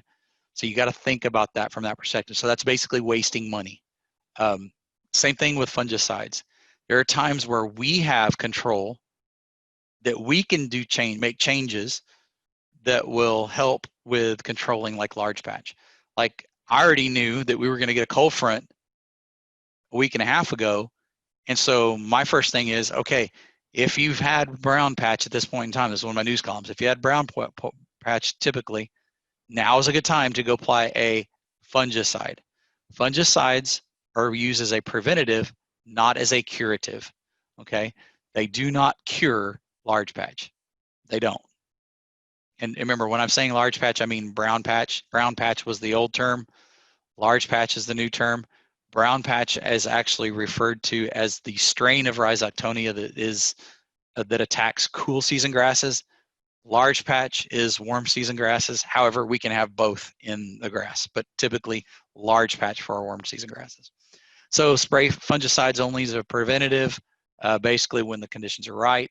Yes, if you have an explosion of it, can you slow it down by using a fungicide? Yes, you can. However, it's a very costly way to do it. You might as well do something else. Is Disease X, is it not good then for trees? Well, it's a fungicide. That depends. I would say number one, make sure you check the label. The label's the law. The label will tell you if it has a problem. Typically, no, there's not any issues with Disease X. Now, it's the actual weed and feed products that would be the problem, because whatever the pre-emergent is in a weed and feed would be the major issue. Okay, so decrease watering. Sometimes that means turn it off. Remember me? I told you about how I like to lower the mower this time of year. So I allow for more airflow in there so it dries it out. I don't want the moisture in my grass at this point in time of the year, because that's what's going to cause the fungal issue. It's going to contribute it to it. So reduce the water, get rid of low-lying areas. If you have low-lying areas, go ahead and fill them in with sandy loam or something just to get those areas where they don't hold moisture. Take all root rot, typically starts with a little bit of yellowing. Can be all kinds of shapes, sizes, or whatever. but it's very different when in the advanced stages that the roots will actually, excuse me, at the roots, the grass blades will actually almost like disappear. They're gone typically. And what you end up with is dead runners, very stunted. You can see in here, that grass is very stunted. It doesn't look healthy.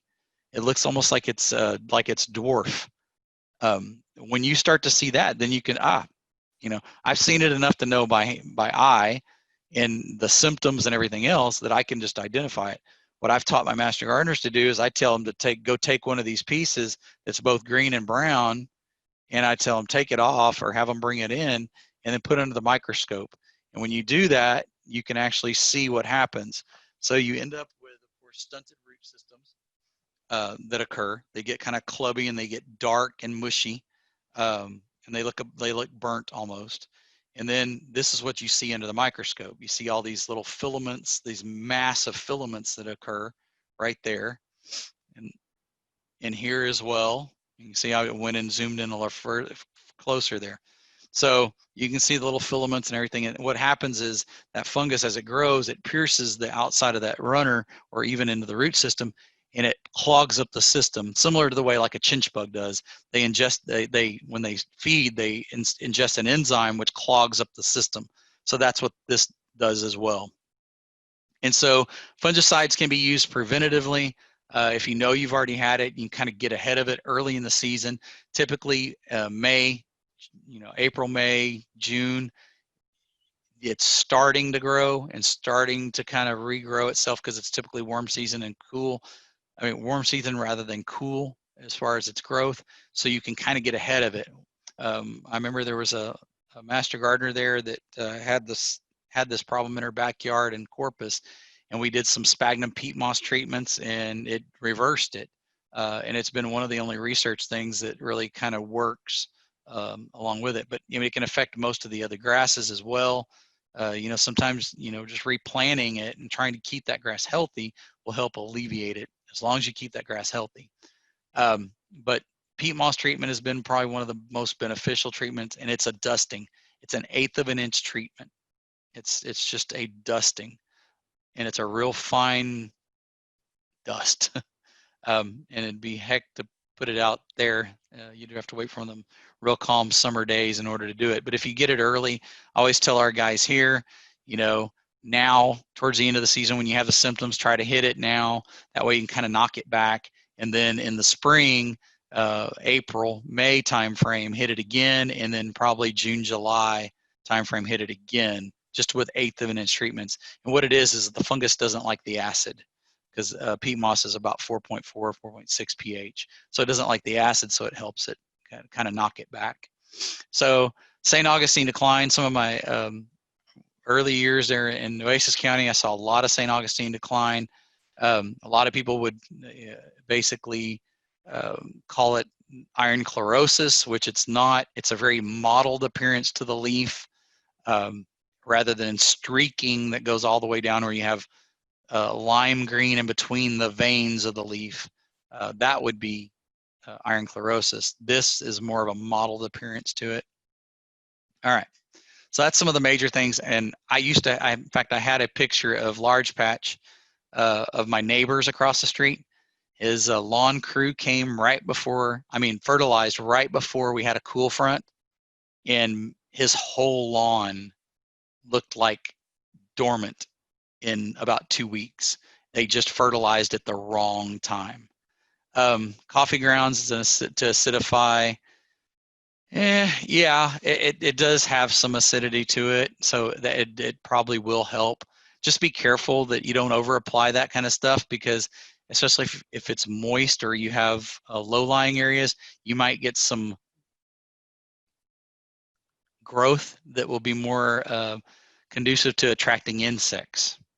Okay, there are some things out there that are said to be organic or natural type approaches that tend to attract things, especially insects. So you got to be careful with things like that. But coffee grounds are okay, just don't overdo it or put too much of it. All right, weed control. Now, my predecessor here in Nueces County, Montgomery County, we used to talk about weeds. He said there's only 2 types of weeds. There's broadleaf and there's grassy. That's it. And it was just, that was the whole deal for him. And the thing is that chemicals have gotten so different and so much more specific nowadays that you really kind of have to know what you're dealing with. So, you know, a lot of times you can just, you know, like when I was in Corpus, it had the, only got about 5 minutes. Okay, we had you know, sticker burrs, sandburrs. I just got to the point where I take my kids out front and play with them. I just sit there and pick them out. I just knew what they looked like when they were young before they ever got their seed heads on there, and I just start plucking them. And within about a year or two, there was hardly any there. You know, you just learn how to identify them and kind of learn how to deal with them. So you have your grassy weeds, like here. This is our Bahia grass. You can see the black Y shape that's up at the head right there. That's how we know that it's Bahia grass. I've got a little patch of it out my front yard. I don't care. It is perfectly good. It is green. If it's green, it's good.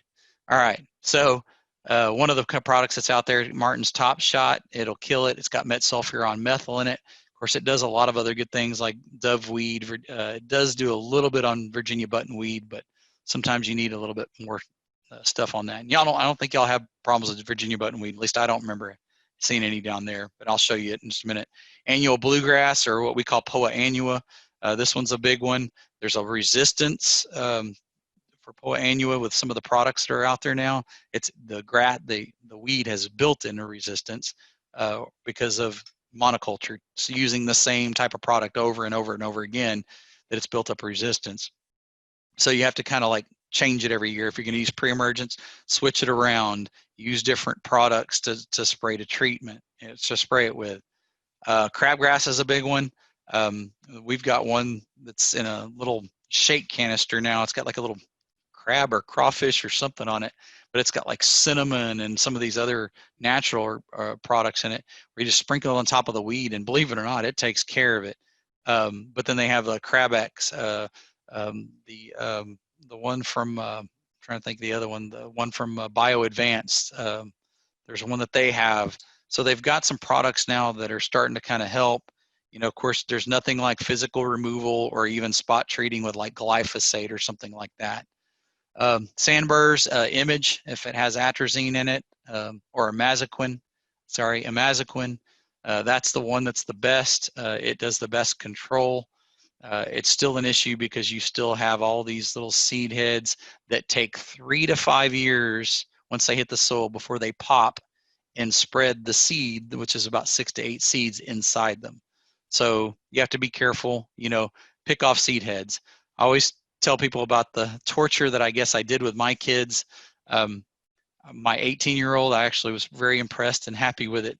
Went out one day, he was mowing the yard here about right before he went off to college. He went outside and he picked the seed heads off of the grass blades, the grass that was out in the front yard. And people, why does he? Well, I trained him to do that even as a kid, because every time you cut that seed head and those seeds are being thrown out, you just have that many more seeds for your entire lawn to germinate. So by cutting them off and getting rid of them, you're reducing the population, the future population. It has no other way to reproduce. So you may still get weeds of that sort there, but that's from seeds from years before. So frequent mowing sometimes will help handle that issue. So that's an actual practice of reducing weeds. So some of your broadleaf weeds, dandelions, chickweeds, henbit. I know henbit's a big one down there. Purple dead nettle, bittercress, slender asters. Some of the ones that are kind of a little bit okay, a little bit harder to control, your clovers, lespedeza. And if you remember the picture of my lawn earlier, you could see they're out on the edge. My neighbor had clover and I didn't. That's because I treated it the right time. I used a product that was for broadleaf weeds that actually not supposed to be, you're not supposed to spray it when St. Augustine is active. And so I sprayed it at the right time, and I only sprayed the clover. So it got rid of that clover, and I still don't have clover there. If I do, it's just like a little, you know, patch like this. It was, you know, 6 foot, 12 foot patches of clover at one point in time. And of course, one of the hardest ones to control, especially for us, is Virginia buttonweed. This one, I'm getting a lot of phone calls about it right now, lespedeza. It's just a little woody type plant that stays dark green. Like I said, you know, if you have a dark green lawn and you keep it mowed, you never even notice it's there. Henbit, that's one of them winter weeds, one man's weed, another man's treasure. These little purple flowers, I think they're pretty. Some people don't like them, but I think it's a cool little winter weed in a sense. And bees and stuff like that enjoy them as well. And of course, all your different types of clover. And yes, that is a 4-leaf clover, and I found that in my front yard. Your white or bee clover. If you with most clover, these leaves have a triangle. I don't know why it does that, but has a triangle. When you're out there looking for the 4-leaf, you look for the square. So there's my son showed me that on this one show called Life Hacks, and it's for every 150 square feet you get one 4-leaf clover. So wood sorrel and some other types of little clovers out there, they're all pretty easy to control if you just treat them, get them at the right time. Spurge, that one's also pretty easy. And there's so many products out there. The whole idea is get identification first. Aggie Horticulture has a great website now. It used to be not as good. Now it's great. It's fantastic for finding all your broadleaf weeds and grassy weeds, mainly some of your most common ones. Sometimes there's some that show up in lawns that we don't know where they came from. Most likely it's birds, equipment, something else. This is the one Virginia buttonweed that we have a problem with. There's a couple of products that it works well on it. Yep, time is up, isn't it? Doveweed's another one. And then of course your nut sedges. What we found out, we did a little test with nut sedge at our office. Sedge hammer worked real well, especially when you got to the weeds in the 3 to 5 leaf stage. When you get them young like that, it will knock them out like you won't believe. They're just more tender, and that goes with most weeds, but it just does a really good job. We're going to try to do a research study on to see if a fall application of some of the bigger weeds, doing a fall application, if they'll actually take that product in there, and we can reduce the population next year because they're going dormant and they're drawing that product in. So we're going to try to see if we can get the timing right on how to treat them that way. But there's, like I said, there's sedge hammer, ortho kills nut sedge, image as well. So there's a lot of those that are out there. And there again, there's sedge hammer, and that one's Kalinga. We deal with that one a lot up here, just because it's a little bit moister up here than it is down there. Yeah, I probably could use about 5 to 10 minutes. If that's okay with everybody. I'm gonna have people complain. No, okay. We were talking about weed and feed earlier. This was actually happened in my neighborhood. Had a gentleman that bought this bag, took it home, killed his entire St. Augustine lawn, only to find out that he never read the label. He listened to the guy at Home Depot or Lowe's or whatever place he went, which it probably says where he went, to just buy this weed and feed. And he applied it. It killed his whole lawn. And the company won't deal with him and everything else because it says on the label, read the label, okay? And in fact, Scott's does color coding on theirs. So these are typically Bermuda, and of course they might have changed it by now, who knows? But the whole thing is that, he didn't read the label. Most homeowners won't. We tend to apply or do things we shouldn't. So healthy lawn is the best defense for weeds. You're mowing, you're irrigating, you're fertilizing. As long as that stays within check, you can really, and same thing goes with the fungal issues as well. Physical removal is probably one of the best ways for the most part. Your treatment, once you get on a treatment plan, utilizing both pre-emergent and post-emergent. Pre-emergent meaning it doesn't necessarily mean that it doesn't let it germinate. It germinates, it just kills it while it's young or right when it pops through the soil. So it actually takes care of it at that point. So using pre-emergent and post-emergent after the weeds already come up, using that process, you can help eliminate weeds. And hopefully what happens is you strengthen your lawn again to where it starts choking them out. So it's a long-term process. And I just want to go through some quick insect issues. Up here, we've got piney woods and stuff like that. And we got critters always running around. And if you live out on acreage anywhere, you will typically have these critters come in and start tearing up your yard and stuff, and that's a good indicator that you have got some grub issues. And typically, if you can treat them once a year, and get them either, they have season-long products nowadays that you can use, or you can just treat them You know, if you know that you have them, you dig up you find 5 to 10 per square foot. You treat them with, you know, like a 7 or something like that that gets watered in. You can really, really take care of them. In fact, I do have a cool story about that. When I lived in Nueces County, in Calallen, the first house we lived in, we were having some problems with fleas and ticks. And because I found a tick on my son, and he was a baby, and nah, that ain't happening. We're doing napalm. So I was jumping fences at night, spraying neighbors' yards and doing the treatments every 7 to 10 days apart to get rid of that. Spraying the fence, up the fence, by the way. If you just spray the yard, the fleas and everything will actually live up on the fence and bypass your product. So one of the days I actually had a granular product that was a 7 type product, and I put it out in the backyard and I watered it in. And I went in, I put the product up, put it in the garage, and came back out. And the next thing I know, the ground was crawling with white grubs. I mean, they were coming out of the ground dying, and there was just hundreds of them. And I was like, now I know there was a problem with my yard. So it's kind of a neat deal. But there's beneficial nematodes. There's all kinds of other things that you can do to get to them. Chinch bugs, you know, typically chinch bugs is hottest time of the year, hottest part of the summer. That's when they attack the most. Milky spore does not work on grubs, no. In fact, that's more of a northerner thing. It does better up in the north. They've tested it down here. It does not work. It just doesn't work. So yeah, that's not a valid treatment.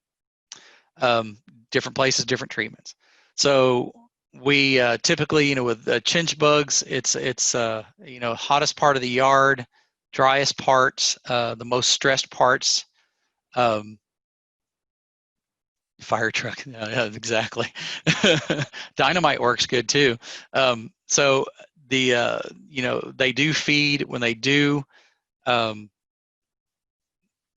Do granulars, yeah, eat dead grubs after you kill them. That was my concern at that point in time when I started having all these grubs pop up. But the fact is, I was using 7, which is carbaryl. I mean, we used to dust our dogs with 7, and our dogs survived. So diatomaceous earth works. Now on chinch bugs, not so much. Diatomaceous earth doesn't work. It will work on grubs, but the problem is grubs are in the soil.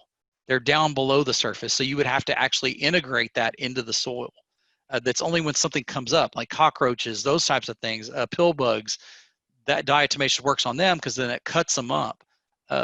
It doesn't work as well on your chinch bugs just because how they feed, and they're only there for a short period of time, so it's pretty much an issue. Even if you water it in, it's not going to go any further than the surface of the soil.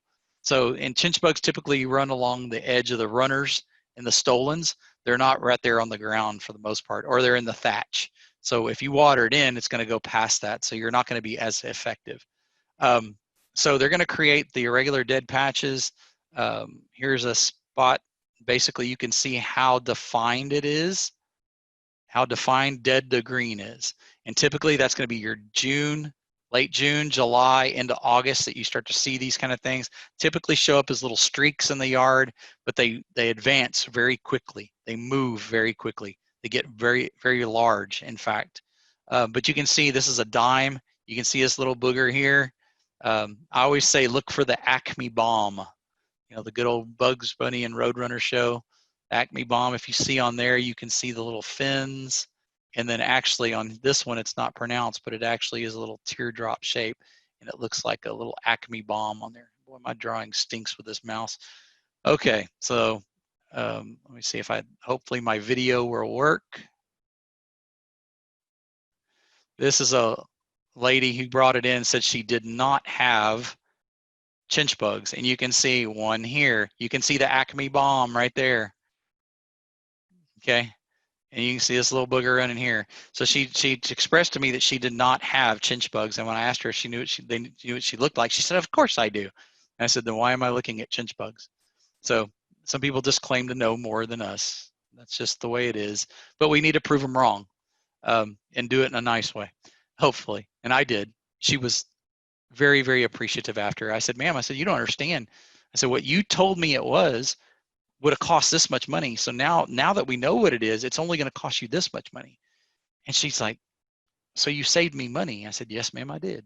So anyway, this kind of tells you how to treat for them. You know, yeah, go find a tin coffee can. That's a good one.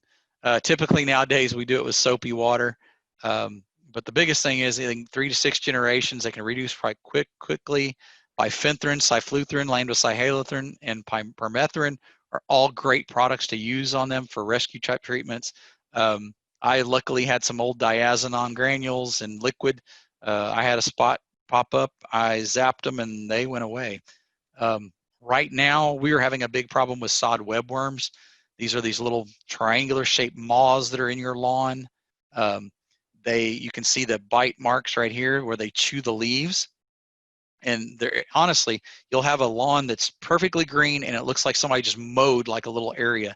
And it's these larvae right here that are hiding down in the crevice of these turfgrass blades. They're hiding in there and they're coming up feeding at night.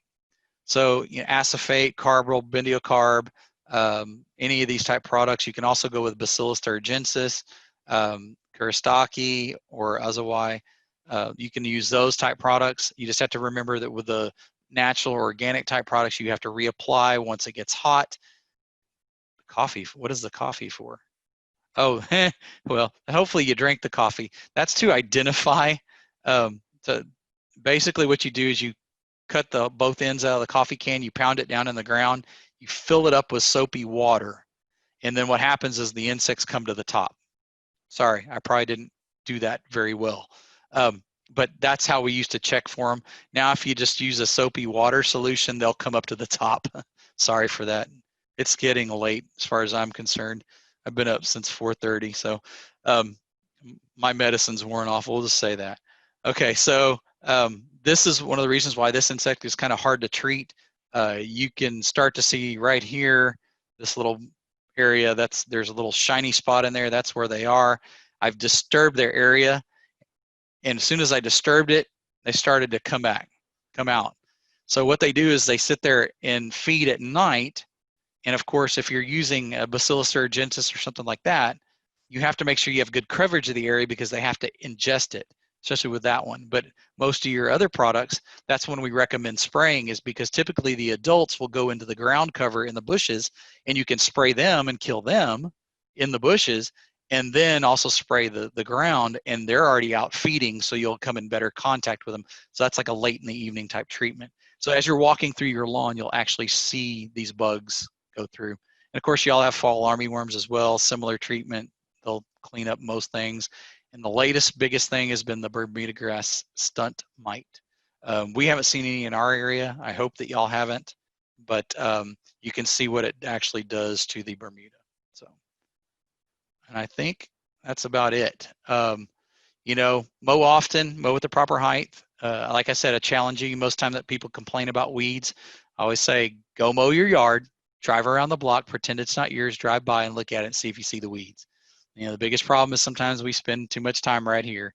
There is a balance, you know, as long as you're doing things properly, eventually those weeds will go away. If not, you have options. It's only when they become out of control that you have issues, or that you have tools actually in your tool belt that you can utilize.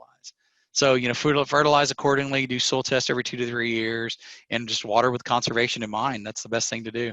Don't water while it's raining. So if you really want a good lawn, what you need to do, you can see my guy, AgriLife Michael. I would tell him when to do things. Oh, that's the other crabgrass killer, Scott's Halt's crabgrass. So basically, whatever I've told him to do over the years, he has taken notes of. And as we've gone further on, he calls me, he emails me less and less. He's gotten the hang of it. He has basically a format now of how to treat and do what. And, you know, if you don't have weeds, don't treat for weeds. If you don't have insects, don't treat for insects. So it saves you the money. So he's really done a great job, and his yard always looks really nice. He gives me updates every year. So there's some of the websites, of course. The aggieturf.tamu.edu is a great site, the soil testing website for your soil tests, and also to figure out how much you're actually applying or need to apply versus, you know, whatever fertilizer you have out there. And of course, the rest is my contact information. So thank you guys. Sorry to keep you a little late. That was, well, 15 minutes over. That's not bad for me. Appreciate it very much.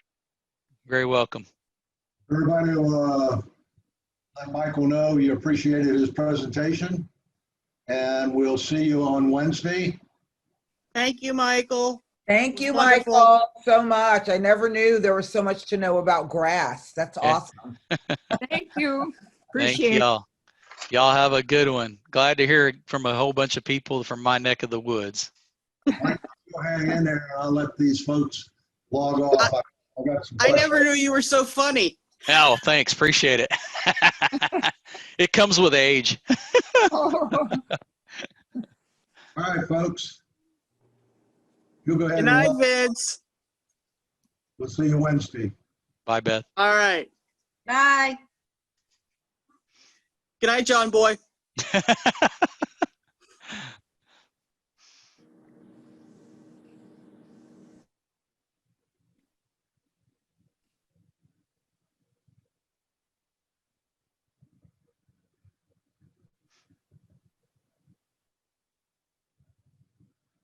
I'm giving them an opportunity to leave, but if they don't, I'm removing them.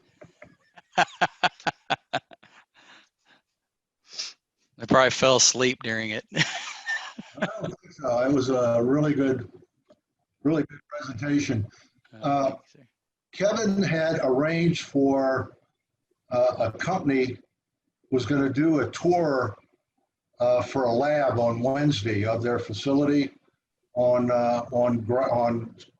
surf grasses. Okay. Is So, that that one in Cal Allen over in Robstown area? let's Kind of see. between.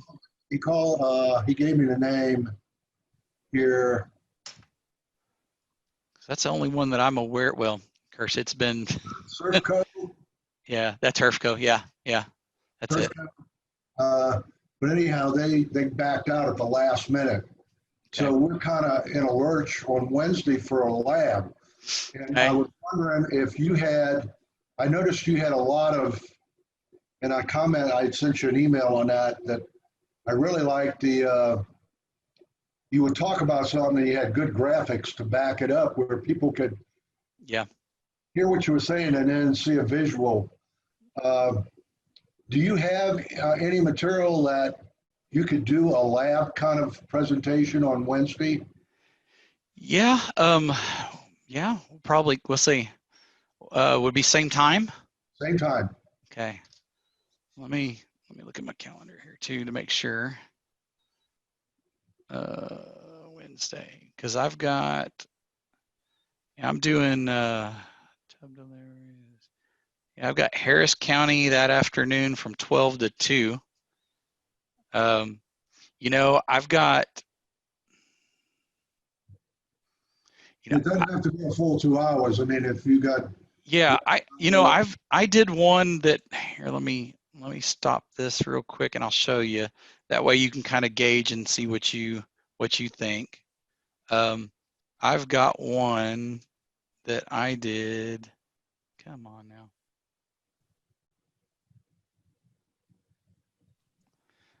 I've got one that I did that was on turf irrigation. And this goes more in depth of how to actually do an irrigation audit.